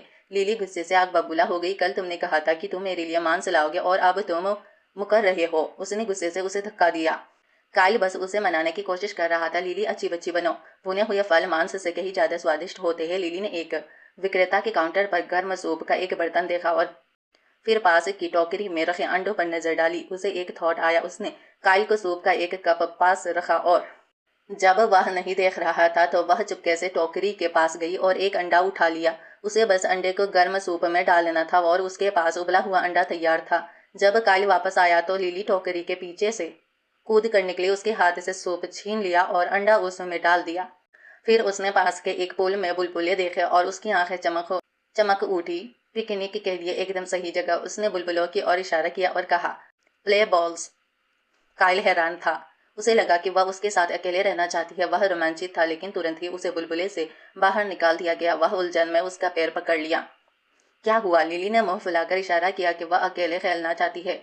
काइली ने अजीब सी हंसी हंसते हुए सूप का प्याला उठा लिया। उसे अंदर कुछ हलचल महसूस हुई। लगता है अंदर कुछ है। लिली का दिल जोर से धड़कने लगा। उसने प्याला झट से उठाया और खुद को बुलबुले के गोले के अंदर बंद कर लिया। सूप गिरने के डर से काइली ने उसे प्याला बाहर निकालने को कहा, लेकिन उसने उसे कसकर गले लगा लिया और सिसकते हुए मना कर दिया। वह खिलखिलाकर हंसी और उसके बालों को सहलाने लगी। तुम इसे गोले के अंदर ले जा सकती हो, लेकिन ढक्कन मत खोलना। लिली ने एक्साइटेड होकर सिर हिलाया। बुलबुला बंद होते ही वह उसमें डूब गई। कप के साथ पूल देख सकते हो। आकर्षण का प्रबंधन कर रहे चीता जैसे दिखने वाले इंसान ने कमेंट की, तुम्हारी मालकिन को वाकई मजा करना आता है। कायल के होठों पर गर्व भरी मुस्कान आ गई। वह न सिर्फ इंटेलिजेंट है बल्कि उसकी अपनी राय भी है। उसने सूप भी खुद चुना था, लेकिन जैसा ही उसने सूप के बारे में सोचा उसे कुछ अजीब लगा। उसने ऊपर देखा और लिली को बुलबुले के अंदर कुछ खाते हुए पाया। कप में सिर्फ सूप था। वह क्या खा रही थी? तभी उसे समझ आया। उसने टोकरी से एक अंडा चुरा लिया था। वह और प्रबंधक तुरंत एक नाव में सवार होकर उसकी ओर बढ़े। काली घबराकर अपने दांत पीस रहा था।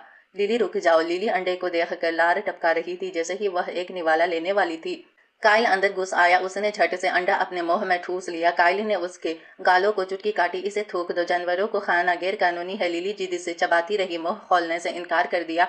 हताशा में आकर काइल ने अपना मुंह खोला और उसके मुंह से अंडा चूस लिया। एक अद्भुत स्वादिष्ट स्वाद उसके पूरे मुंह में फैल गया। जीभ और वह जम गया।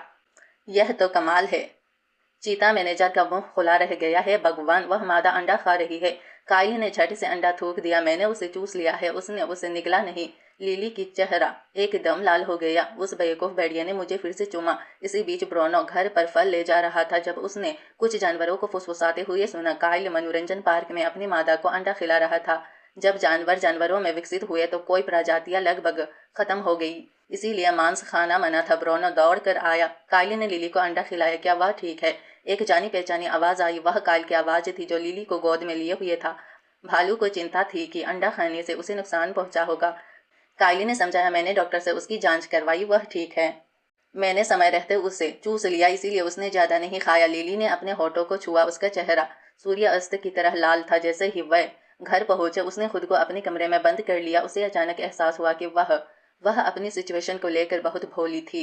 उसने सोचा था कि काइल के स्नेह के साथ जिंदगी भर पालतू बने रहना इतना बुरा नहीं हो, लेकिन उसका प्यार अभी भी जानवरों की दुनिया के नियमों से बांधा हुआ था। मांस ना खा पाना एक छोटी सी बात थी, लेकिन कौन जानता था कि और कौन से अजीब नियम मौजूद थे। क्या होगा अगर एक दिन उसे बच्चे पैदा करने के लिए मजबूर होना पड़ेगा? वह एक कोने में दुबक गई, पूरी तरह से खोई हुई। बाहर लिली के दरवाजे पर आकर काइल ने ब्रोनो से कहा कि वह लिली के लिए एक मुर्गी पकड़ने जा रहा है। ब्रोनो का चेहरा पीला पड़ गया। क्या तुम पागल हो? जानवरों को खाना गैर कानूनी है। काइल ने शांत भाव से कहा, मैंने आज अंडा चखा, वह स्वादिष्ट था। मुर्गी तो और भी अच्छी होगी। अगर मांस खाने से उसे कोई नुकसान नहीं होता तो मुझे उसे वही देना चाहिए जो वह चाहती है। ब्रोनो कंफ्यूजन में था और डरा हुआ भी। लिली ने अपने कमरे से उनकी बातचीत सुनी और इतनी भावुक हो गई कि रोने लगी। उसने धीरे से दरवाजा खोला। काइल ने उसे देखा और एक सीरियस वादा किया, कल मैं तुम्हारे लिए एक मुर्गी पकड़ने जाऊंगा। लेकिन 2 हफ्ते बीत गए और वह एक भी मुर्गी नहीं पकड़ पाया। मुर्गियां गन्ने के जंगल में छिपी हुई थी और वह गन्ना सजीव और आक्रामक हो गया था, जो मुर्गी के अलावा किसी भी जीव पर हमला कर रहा था। पता चला कि मुर्गियां जंगल के कीड़ों को खाती थी और उनकी बीट गन्ने को उपजाऊ बनाती थी, जिससे एक सहजीवी कनेक्शन बन गया था। वहां मुर्गी पकड़ना लगभग असंभव था। अचानक लिली ने अपना पेट पकड़ लिया और दर्द से चिल्ला उठी, अरे नहीं, उसे पीरियड होने वाला है। ब्रोनो को खून की गंध आई और वह तुरंत सतर्क हो गया। आसपास कोई और जानवर या इंसान नहीं था, इसीलिए खून की गंध बहुत अजीब लग रही थी। लिली रोने ही वाली थी। ऐसे समय में ब्रोनो को खतरे का डर सता रहा था, इसीलिए वह उसे किसी भीड़ भाड़ वाले इलाके में ले जाना चाहता था। लेकिन लिली ने बहुत जोर लगाया। भीड़ में गिर जाना उसके लिए सामाजिक आत्महत्या जैसा होता। लेकिन हर हरकत के साथ खून बहना बढ़ता जा रहा था और दर्द उसकी सारी ताकत छीन रहा था। इसी बीच काइल ने आखिरकार एक मुर्गी पकड़ ली। उसे भी लिली पर खून की गंध आई। ब्रोनो ने अंदाजा लगाया कि कोई मथी भ्रम वाला पौधा लिली को बेचैन कर रहा है। काइल का दिल बैठ गया, क्या लिली को मुझे दे दो। जब उसने लिली को लिया तो ब्रोनो ने अपनी बाह पर खून देखा और सोचा कि लिली को कुल्हे में चोट लगी है। लेकिन काइल को बेहतर पता था, लिली को चोट नहीं लगी है, वह बस बड़ी हो रही है। घर वापस आकर काइल ने उसे पीरियड की दवा दी, जिससे दर्द कम हो गया। लिली ने मन ही मन सोचा, ये छोटा भेड़िया का बच्चा बहुत ज्यादा समझदार है। काइल ने उसके होठों पर एक बाल देखा और उसे हटाने के लिए हाथ बढ़ाया। उसकी उंगलियां गलती से उसके होठों को छू गई और हल्की सी आवाज आई। लिली के गाल लाल हो गए। उसका हाथ कितना गर्म था, अजीब से लग रहे थे। काइल उसे ध्यान से देखता रहा था। उसे लगा कि शायद उसने उसका गाल ज्यादा जोर से दबा दिया है और वह उसके करीब झुक गया। मुझे देखने दो, क्या मैंने तुम्हें चोट पहुंचाई? लिली ने उसका भेड़िया कान पकड़ लिया। काइल के पूरे शरीर में एक झटका लगा। उसका अजीब सा भाव देखकर उसने जल्दी से कान छोड़ दिया और चादर के नीचे जाने की कोशिश की, लेकिन उसने उसकी कलाई पकड़ ली और उसे बिस्तर पर दबा दिया। तुम क्या कर रहे हो? मुझे छोड़ दो। लिली हैरान और घबराई हुई थी। काइल का चेहरा लाल हो गया था। पसीने की बूंदें उसके चेहरे पर टपक रही थी। उसकी आवाज कर्कश थी, लिली मुझे तुम पसंद हो। लिली का दिल जोर से धड़कने लगा। उसने खुद को समझाने की कोशिश की कि वह बस एक मालिक की तरह अपने फालतू जानवर से कह रहा है, लेकिन काइल ने गहरी सांस ली, धीरे से उसका चेहरा उठाया और उसे चूम लिया। लिली का दिमाग खाली हो गया। वह अचानक चिल्लाई, भालू। उसकी आवाज सुनकर ब्रोनो दौड़ कर अंदर आया। लिली ने अपनी आंखों से मदद की गुहार लगाई। काइल ने उसके कपड़े सीधे किए। ब्रोनो, बाहर निकलो। लेकिन भालू ने उसे डांटा, तुम बहुत बहुत जल्दबाजी कर रहे हो। किताब में लिखा है कि पीरियड के दौरान ऐसा नहीं किया जा सकता। लिली की पुतलियां फैल गई। उसका दिमाग पूरी तरह से उथल पुथल में था। काइल शांत हुआ और मुस्कुराया, मैंने इतना इंतजार किया है, मुझे कुछ और दिन इंतजार करने में कोई दिक्कत नहीं है। मैं लिली को अपनी मर्जी से साथी बना लूंगा। इस शब्द ने लिली के दिमाग को पूरी तरह से सुन्न कर दिया। इसमें कोई हैरानी नहीं कि उसने कभी किसी महिला बेस्ट मैन को नहीं देखा था। इसमें भी कोई हैरानी नहीं कि काइल उसके साथ इतना ज्यादा घुल मिल गया था। वह उसकी पालतू तो बिल्कुल नहीं थी, वह उसकी होने वाली साथी थी। काइल ने ब्रोनो को बाहर भेज दिया और दरवाजा बंद कर दिया। यह देख कर कि वह ढकी हुई नहीं थी, उसने धीरे से कंबल उसके ऊपर डाला और उसके गाल पर एक और चुम्बन दिया। लिली भावनाओं के बवंडर में थी, इस दुनिया को समझने में पूरी तरह असमर्थ। अगली सुबह उसने काइल को कंप्यूटर पर टाइप करते हुए देखा, यह सोचकर कि वह दुनिया के बारे में और जान सकती है। वह देखने के लिए एक्साइटेड होकर उसके पास गई। काइल बस मुस्कुराया और उसे अपनी गोद में बिठा लिया। एक थॉट उनके मन में आया। उसने अपना पेट सहलाया और फुसफुसाते हुए कहा, पेट में भूख लगी है, मांस खाना है। उसकी प्यारी सी अदा बेहद लुभावनी थी। काइल तुरंत खाना बनाने के लिए उठ खड़ा हुआ और ब्रोनो को चिकन लाने को कहा। जब दोनों जानवर जैसे दिखने वाले लोग चले गए तो लिली ने जल्दी से कंप्यूटर चेक किया। सच्चाई उसके लिए बिजली के झटके की तरह थी। 2000 साल से भी पहले पर्यावरण के विनाश का सामना कर रही मानवता ने एक ऐसा पौधा वृद्धि कारक बनाया जो बेकाबू हो गया, जिससे प्रलय आ गई। बचे हुए लोगों ने पौधों से लड़ने के लिए नर जानवरों को अनुवंशिक रूप से संशोधित करने की कोशिश की। अकस्मात शक्तिशाली पशु मानवों का निर्माण हुआ। मनुष्य उन दरिंदों के साये में जिंदा रहे, रक्षा की। लेकिन पशु मानवों ने जल्द ही आदेश मानना बंद कर दिया। अपनी राजनीति चलाने के लिए उन्होंने इंसानी महिलाओं को पालतू बनाना शुरू कर दिया और इंसान पुरुषों को भगा दिया, उन्हें अपने हाल पर छोड़ दिया। समय के साथ पशु मानव और मनुष्य बस नर संतान ही पैदा कर सकते थे। उन्होंने बचे हुए लास्ट 3 इंसान पुरुषों को खोजा और उनका इस्तेमाल प्रजनन के लिए किया। लेकिन आधुनिक इंसान महिलाओं में सीरियस बौद्धिक अक्षमता और अन्य अनुवंशिक दोष पाए गए। सच्चाई जानने पर लिली पूरी तरह टूट गई। यह पता चलने पर कि वह काइल के साथी है, पालतू नहीं। लिली बुरी तरह बौखला गई और उसने काइल की बाह पर जोर से काट लिया। काइल ने सोचा कि उसने कोई डरावना कार्टून देखा है, इसीलिए उसने तुरंत उसे दिलासा दिया, रोआ मत लिली, हम अभी चिकन खाने चलते हैं। तभी ब्राउन भुना हुआ चिकन लेकर आया। काइल ने अपने हाथों में जले हुए काले चिकन को देखा और हैरान रह गया। मेरी दादी की आत्मा की कसम, क्या तुमने इसे डायनामाइट से पकाया है? ब्रोनो ने झटपट जली हुई खाल उतार दी, जिससे नीचे का मांस दिखाई दिया, और उसने उसे लिली को दे दिया। काइल को अब भी शक था, क्या इसे ऐसे पकाया जाता है? क्या तुम्हें यकीन है कि अंदर का मांस खाने लायक है? लिली ने नमकदानी उठाई और मांस पर नमक बराबर छिड़क दिया। उसका यह काम इतना सादा हुआ था कि काइल और ब्रोनो दोनों हैरानी से देखते रह गए। लिली सच में एक जीनियस है। काइल तारीफ किए बिना नहीं रह सका और उसने एक छोटा टुकड़ा तोड़कर चखा। जैसा ही वह टुकड़ा उसकी जीभ पर लगा, उसके मुंह में एक अनोखा स्वाद घुल गया। ब्रोनो ने उसका अजीब सा चेहरा देखकर सोचा कि चिकन में कुछ गड़बड़ है। उसने उसे उठाया और एक बड़ा सा निवाला लिया। उसका चेहरा तुरंत चमक उठा। मांस इतना स्वादिष्ट है। दोनों ने एक दूसरे को देखा, समझ गए और लिली को पूरी तरह से भूल कर खुद चिकन खाने लगे। क्या तुमने नहीं कहा था कि तुम यह मेरे लिए बना रहे हो? तुम इसे सारा क्यों खा रहे हो? लिली रोने ही वाली थी। उसने विरोध में अपने गाल फुला लिए। काइल अचानक होश में आया और झटपट उसे मांस का एक बड़ा टुकड़ा पकड़ा दिया। फिर ब्रोनो को और जानवर पकड़ने का आदेश दिया। ब्रोनो हैरान था। हमारे घर में तो अभी भी बहुत सारी मुर्गियां हैं। काइल ने उससे घूर कर देखा। मैं इस्तेमाल करना चाहता हूँ, शायद कहीं कोई ऐसा मांस हो जो मुर्गी से भी ज्यादा स्वादिष्ट हो। लिली थोड़ी देर रुकी। क्या मैंने अभी अभी इस लड़की के लिए खान पान की एक पूरी नई दुनिया खोल दी है? बेवकूफ भेड़िया, उसके साथ सामान्य भोजन की खोज करना बहुत आसान होगा। वह उसे अपने दूसरे दुनिया से होने के बारे में बताने ही वाली थी कि काइल ने उसकी निगाहें देख ली और पूछा, क्या हुआ? क्या तुम्हें मुझसे कुछ कह? लिली शब्द उसके होठों पर ही अटक गए। काइल के चेहरे पर एक शरारती मुस्कान फैल गई और उसने धीरे से अपना भेड़िया जैसा पंजा बढ़ाया। लिली पीछे हट गई, मेरे पास मत आना। लेकिन उसने बस उसके चेहरे से थोड़ी सी चिकनाई हल्के से पहुंची। लिली ने राहत की सांस ली। जैसे ही काइल शिकार पर जाने वाला था, ब्रोनो अचानक बोल पड़ा, हमें शायद कुछ समय के लिए शिकार रोक देना चाहिए। सरदार की चुनौती कुछ ही दिनों में है और तुम्हें तैयारी करनी होगी। लिली खुश हो गई। देखने के लिए और मनोरंजन कड़ी प्रतिस्पर्धा का सामना करते हुए काइल पूरी तरह से आत्मविश्वास से भरा हुआ था। उसमें डर का कोई निशान नहीं था। तुम बड़े बेवकूफ, मेरे जाने के बाद लिली को यूं ही बाहर मत ले जाना। जितनी समझदार माता होगी, हमें उसकी उतनी ही ज्यादा रक्षा करनी होगी।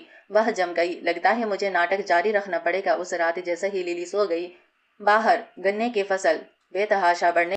अगली सुबह वह शोर से जाग उठी और घर को गन्ने की घनी दीवार से घिरा देखकर चौंक गई। ब्रोनो ने उसे तुरंत दिलासा दिया, डरो मत, कल तय समय से पहले ही सुरक्षा घेरा कमजोर हो गया था, जिसकी वजह से गन्ना बेतहाशा बढ़ गया। लिली उलझन में थी। ब्रोनो को एक किताब की सलाह याद आई जिसमें लिखा था कि किसी स्त्री का दिल जीतने के लिए उसे की रुचियों के बारे में बात की जा सकती है, और उसने समझाना शुरू किया, जब जीव जगत की शुरुआत हुई थी तब अधिकांश भूमि पौधों से ढकी हुई थी। जीव जंतुओं को जिंदा रहने के लिए लगातार उनसे लड़ना पड़ता था। कई पीढ़ियों की खोज के बाद हमने आखिरकार पौधों से लड़ने का एक तरीका खोज लिया और सबसे खतरनाक पौधों को सील कर दिया। जब कोई सील अब की तरह कमजोर हो जाती है तो पौधे बेकाबू हो जाते हैं। लिली की कोई प्रतिक्रिया न देखकर ब्रोनो को लगा कि उसने बात को बहुत मुश्किल बना दिया है। लिली ने बस एक अनक्लियर ओ कहा और गहरी सोच में होने का नाटक किया। ब्रोनो दंग रह गया। वाह, लिली कितनी समझदार। उसे सब समझ आ गया। लिली अपना माथा पकड़ना चाहती थी। मैंने ओह क्यों कहा? मेरा राज खोलने ही वाला था। उसने झट से अनजान बनने का नाटक किया, अपनी कमर ऊपर उठाई और मुर्गे की तरह बांग दी। मुर्गी की बीट। ब्रोनो पूरी तरह से हैरान था। उसने धीरे से उसके गाल को चुटकी काटी और अजीब सी हंसी हंसी। तो लिली को समझ नहीं आया। आखिरकार मैं उसे कहानी सुना देता हूँ। और इस तरह वह बड़ा काला भालू तुच्छ बातों पर बड़बड़ाने लगा। मुर्गी की बीट से जुड़ी एक आसान कहानी सुना दूंगा। लिली इतनी शर्मिंदा थी कि वह अपने पैरों की उंगलियों से 3 कमरों का अपार्टमेंट खोद सकती थी। अचानक पास से आती दहाड़ों की एक श्रृंखला ने अजीब सन्नाटे को तोड़ दिया। यह वार्षिक सरदार चुनौती का दिन था। ब्रोनो लिली को अखाड़े में ले गया और काइल और साइरस के मैच के लिए ठीक समय पर पहुंच गया। लिली का दिल घबरा गया। वह दुष्ट शेर शायद धोखा देने और काइल को चोट पहुंचाने की कोशिश करेगा। ब्रोनो ने उसे अपने कंधों पर उठा लिया ताकि वह मंच देख सके। नियमों के अनुसार दोनों प्रतियोगियों को छिपे हुए हथियारों को रोकने के लिए अपने कपड़े और निजी सामान उतारने थे। जब काइल भीड़ में लिली को ढूंढ रहा था, साइरस चुपचाप मंच पर आ गया और जब काइल का ध्यान कहीं और था तो उसने अपनी ब्लेड निकाल ली। ठीक उसी समय जब काइल ने लिली को देखा, उसने एक सीटी की आवाज सुनी और ठीक समय पर बच गया। काइल गुस्से में था, लेकिन साइरस बस आत्मसंतुष्ट दिख रहा था। इसे और सहन न कर पाने पर काइल अपने पशु रूप में बदल गया। साइरस उसे ताना मारता रहा। लड़ाई शुरू होने ही वाली थी। दर्शक भीड़ में बैठे जानवरों ने गौर किया कि सरदार का विजेता होने के नाते साइरस पहले से ही मनोवैज्ञानिक दाव पेंच अपना रहा था। लेकिन सरदार ने बस इतना कहा। कैसे मनोवैज्ञानिक दाव पेंच? काइल और उसके बीच शक्ति का इतना बड़ा अंतर था कि काइल जितना गुस्सा होता, साइरस की हार उतनी ही बुरी होती। तभी भीड़ में से लिली चिल्लाई, अरे बेवकूफ भेड़िए, तुम जीत जाओगे। सरदार दंग रह गया। उसने पहली बार किसी स्त्री को किसी पुरुष के लिए जयकार करते सुना था। लिली का हौसला अफजाई सुनकर काइल का आत्मविश्वास बढ़ गया और उसने झपट्टा मारकर साइरस पर अपने दांत गड़ा दिए। लिली ने एक्साइटमेंट से अपने छोटे छोटे हाथ हिलाए। तुम कमाल हो बेवकूफ भेड़िए, इस दुष्ट शेर को हरा दो। बाकी जानवर भी चिल्लाने लगे और सब लिली की बुद्धिमत्ता की तारीफ कर रहे थे। लेकिन ब्रोनो ने उन्हें ऐसी घूरती निगाहों से देखा कि वे डर के मारे कांप गए और मुंह फेर लिया। अखाड़ा बहुत गर्म और असुरक्षित महसूस करते हुए वह लिली को महिलाओं के विश्राम क्षेत्र में ले गया। वहां उसे ठंडी हवा का झोंका लगा। इतनी भीड़ और खुला होने के बावजूद ऐसा क्यों लग रहा है कि जैसे यह एयर कंडीशनिंग चल रही हो? क्या यह किसी नई बीस्ट वर्ल्ड तकनीक का कमाल है? इसी बीच मंच पर काइल और साइरस एक भयंकर लड़ाई में उलझे हुए थे। जब लिली ने काइल की गर्दन पर गहरा घाव देखा तो उसका दिल दहल गया। ब्रोनो ने उसे दिलासा दिया कि काइल अब काफी मजबूत है और खरोच तो कुछ भी नहीं है।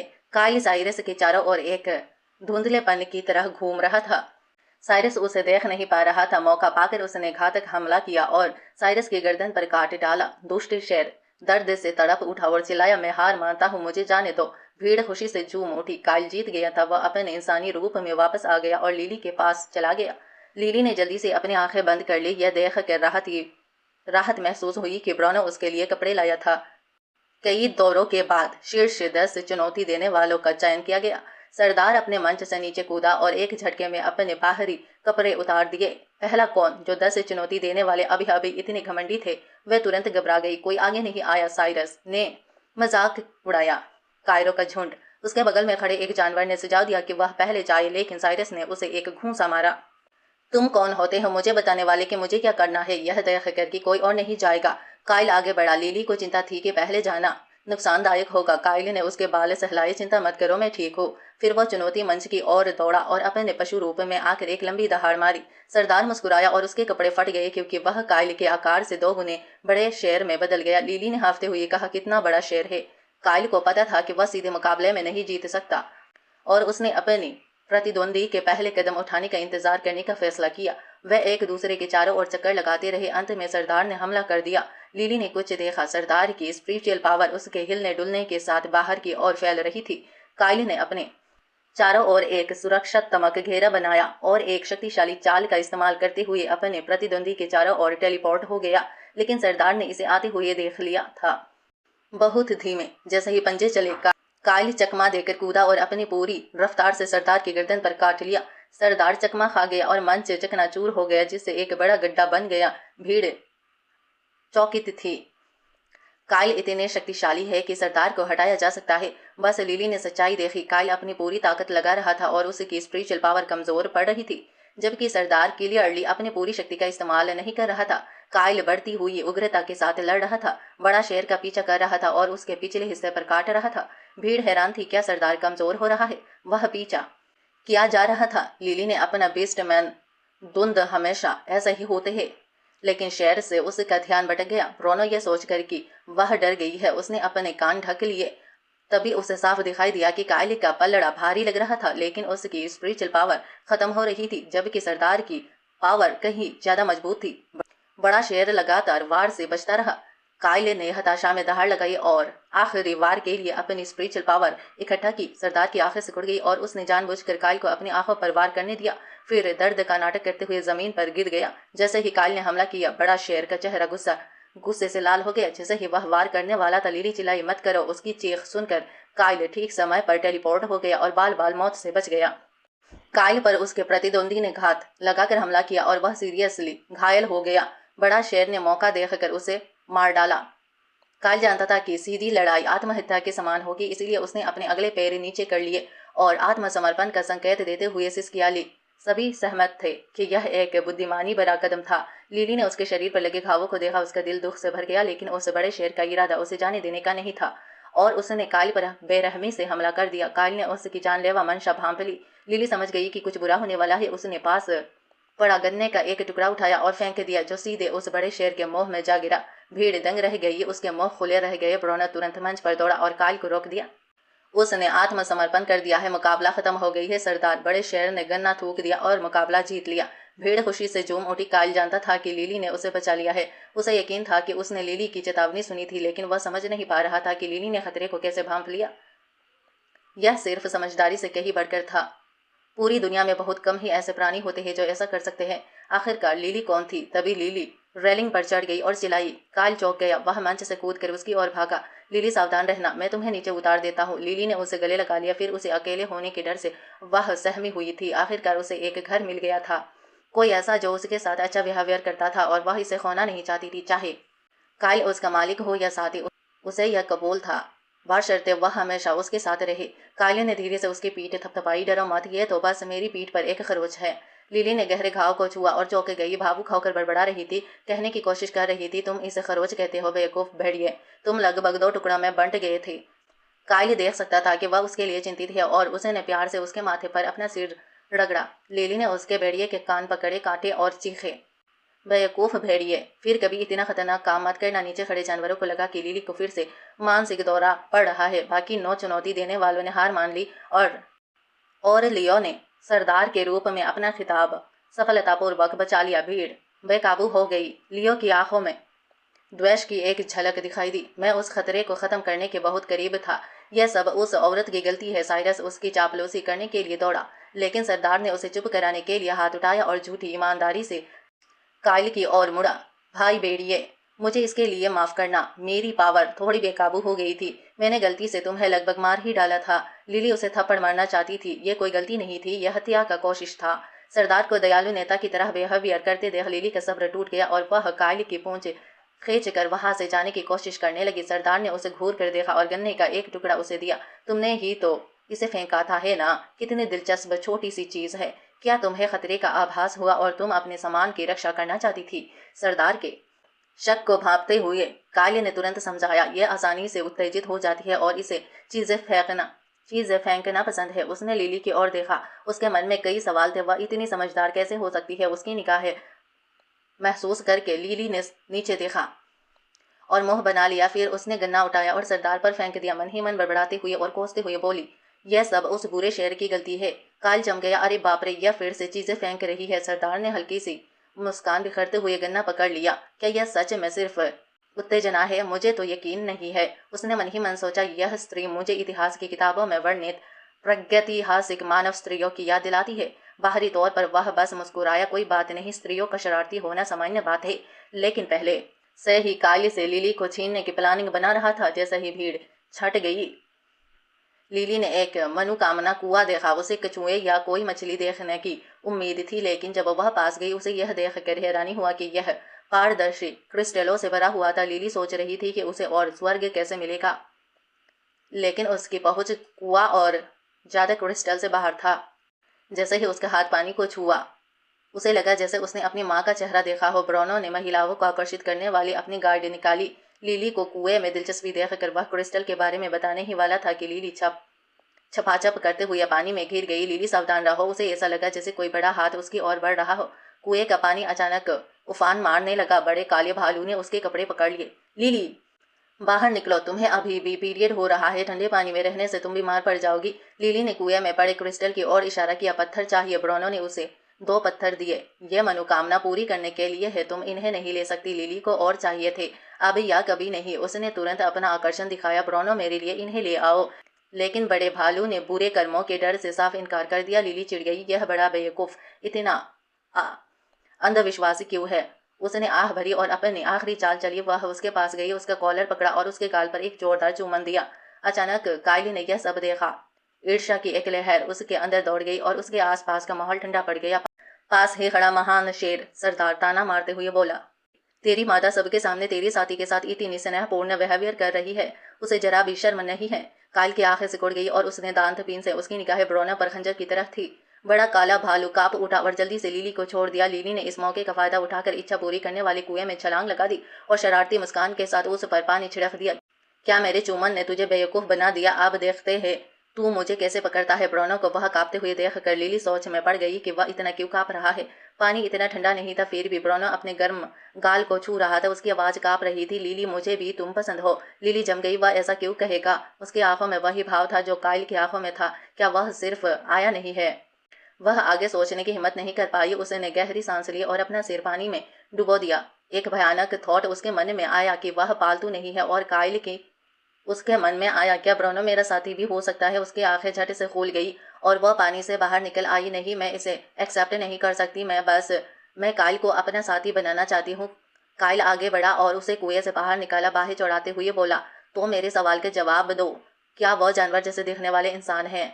तुम्हें किसने कहा कि तुम पवित्र जल में खेल सकती हो? तुम बीमार पड़ जाओगी। ब्रोनो ने उसके गीले कपड़ों से पानी निचोड़ने की कोशिश की, लेकिन काइल ने उसे धक्का देकर हटा दिया। तुमने ऐसा कैसे होने दिया?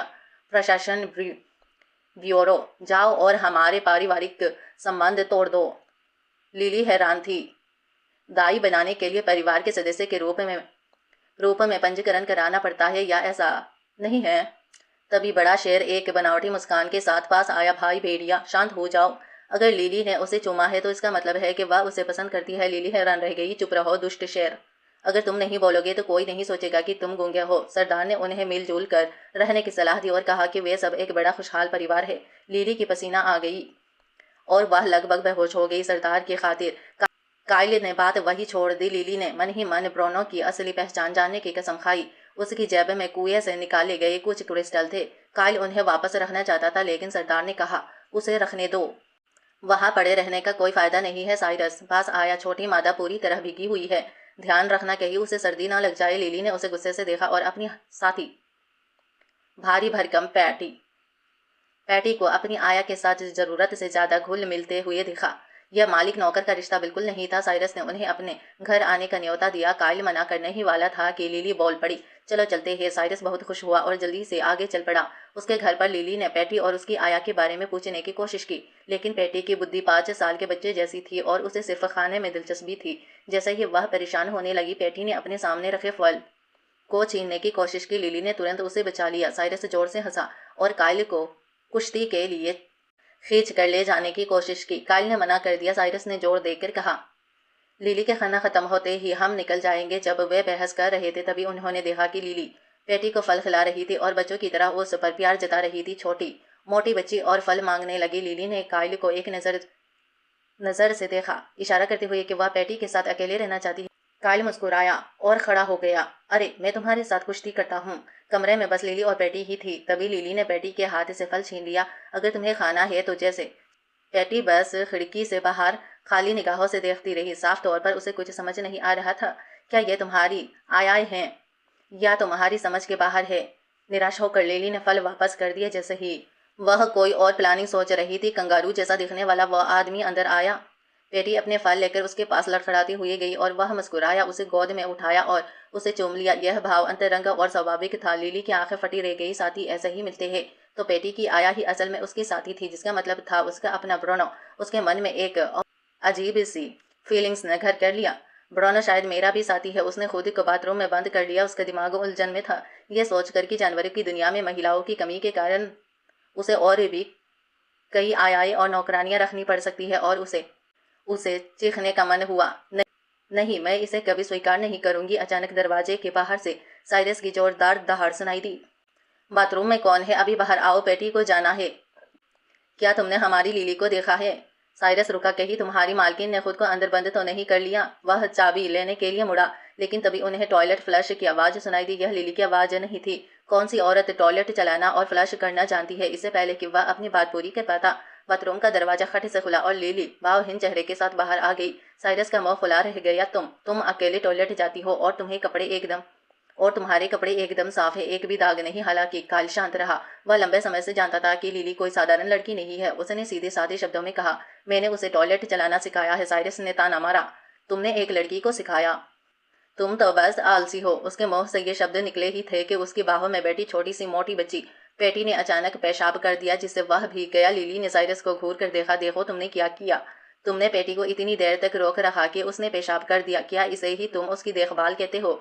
एक शिशु की तरह बिहेवियर किए जाने का, किसी के द्वारा उसके हर शारीरिक कार्य को नियंत्रित किए जाने का थॉट ही उसे अनकंफर्टेबल कर रहा था। वह मुड़ी और गुस्से में चली गई। कायली ने पेटी को देखा, जो अब जानवरों जैसी आदमियों से घिरी हुई थी, जो उसके कपड़े बदल रहे थे और उसे फल खिला रहे थे, और सोच में पड़कर बाहें सिकोड़ी। शहर की सबसे बुद्धिमान महिला भी पूरी तरह से असहाय थी। लिली कितनी बुद्धिमान थी। भेड़िया, चलो चले। लिली ने मुस्कुराया। आ रहा हूँ। रात में शहर अलाव उत्सव के ढोल की आवाज से गूंज रहा था। लिली एक बच्चे की तरह एक्साइटेड थी, कुछ प्यारे चीते के शावकों को अपने साथ नचा रही थी। ब्रोनो उसे देखकर बहुत खुश था और कायली की ओर झुककर बोला, लिली का पीरियड खत्म होने के बाद क्या तुम दोनों एक शावक पालोगे? कायल के चेहरे पर खुशी की मुस्कान फैल गई। वह 1 महीने से ज्यादा समय से कबीले के साथ है, हमारी प्रगति पर नजर रख रहा है।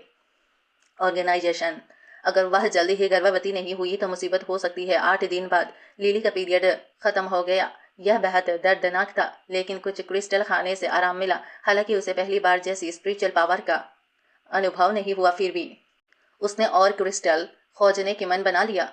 उस सुबह ब्रोनो उसके लिए भुने हुए फल लाया। उसे अभी भी पीला देखकर उसने कहा, मैं आज तुम्हारे लिए कुछ पौष्टिक फल लाने शहर से बाहर जा रहा हूँ। कायली ने उसे रोकते हुए कहा, रुको, लिली का नाश्ता खत्म होने के बाद मैं तुम्हारे साथ चलूंगा।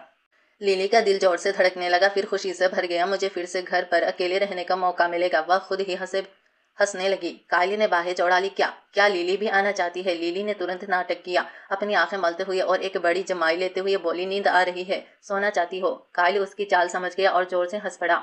उसकी मांसपेशियां तन गई। लिली ने उसे शक की नजरों से देखा। क्या मजाक है बेवकूफ भेड़िए? उसने हाथ बढ़ाकर उसके बाल सहलाए और धीरे से उसकी नाक पकड़ी। अगर तुम थकी हो तो घर पर आराम करो। इतना कहकर वह और ब्रोनो चले गए। चलते चलते ब्रोनो अब भी चिंतित था। क्या लिली को घर पर अकेला छोड़ना खतरनाक है?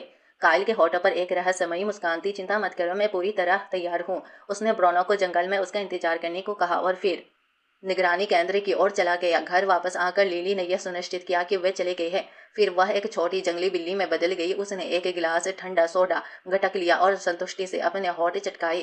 ओह, अब राज करने का मेरा समय आ गया है। इतने लंबे समय तक चुप रहने के बाद आखिरकार वह खोल कर बोल पाई। उसने जोर जोर से गाना भी शुरू कर दिया। यो यो देखो तो सही, कायल एक बड़ी बेवकूफ बिल्ली है। वह रेलिंग से नीचे फिसल गई और बिना दरवाजा बंद किए ही जीत की खुशी में नाचने लगी। उसे जरा भी अंदाजा नहीं था कि एक छोटा सा कैमरा लगा हुआ है लिविंग रूम में गमले में छिपी हुई। वह अपनी हर हरकत को कायल के टर्मिनल पर प्रसारित कर रही थी। उसने आंगन में एक टोकरी से एक साधारण सा जाल बनाया और झटपट एक मुर्गी पकड़ ली। मुर्गी के पंख नौचते समय वह पंखों से पूरी तरह ढक गई। एक छोटी सी कैलिको बिल्ली जैसी दिख रही थी, लेकिन उसे बहुत मजा आ रहा था। निगरानी केंद्र में कायली ने अपनी कॉफी नीचे रखी। उसकी आंखें हैरानी से चौड़ी हो गई। वह जानता था कि लिली होशियार है, लेकिन उसने कभी कल्पना नहीं की थी कि वह इतनी चालाकी से मुर्गी पकड़ सकती है। सदियों से बीस्टमैन शिकार के लिए शारीरिक बल पर निर्भर रहते थे, लेकिन उसका तरीका इतना कारगर और सहज था मानो यह ज्ञान जन्म से ही प्राप्त हो। उसे और भी ज्यादा हैरानी इस बात पर हुई कि उसने मुर्गी को कैसे तैयार किया। पंख नोचना, आते निकालना और उसे मैरिनेट करना, मानो यह उसकी दूसरी प्रकृति हो। बीस्ट वर्ल्ड के किसी भी पाक कला रिकॉर्ड में ऐसी तकनीक नहीं मिलती। जल्दी ही ओवन की घंटी बजी और एक सुनहरे भूरे रंग की भुनी हुई मुर्गी बाहर निकली। उसकी त्वचा चमकदार और कुरकुरी थी और उसकी खुशबू पूरे घर में फैल गई। लिली के मुंह में पानी आ गया और उसने एक बड़ा निवाला ले लिया। उसने अपने मुंह पर हवा की, जिससे उसके होंठ लगभग जल गए, लेकिन वह खुद को रोक नहीं पाई और तब तक खाती रही जब तक उसका चेहरा चिकनाई से चमकने लगा। स्क्रीन पर उसे देखते हुए काइल खुद को निगलने से रोक नहीं पाया। वह इसका कितना आनंद ले रही है। वह हंसते हुए बोला, मुझे भी वापस जाकर एक निवाला लेना होगा। पेट भर खाने के बाद लिली ने अपने गोल पेट पर हाथ फेरा और फ्रिज खोला। जब उसने एक चमकीला लाल बिल्कुल कच्चा ड्रैगन फ्रूट निकाला तो काइल के चेहरे का भाव एकदम बदल गया। ओह नहीं, उसने सोचा, वह लिली को एक जरूरी बात बताना भूल गया था। और इसी के साथ दोस्तों हमारी मानवा होती है खत्म। मिलते हैं एक नई वीडियो के साथ, तब तक के लिए बाय बाय।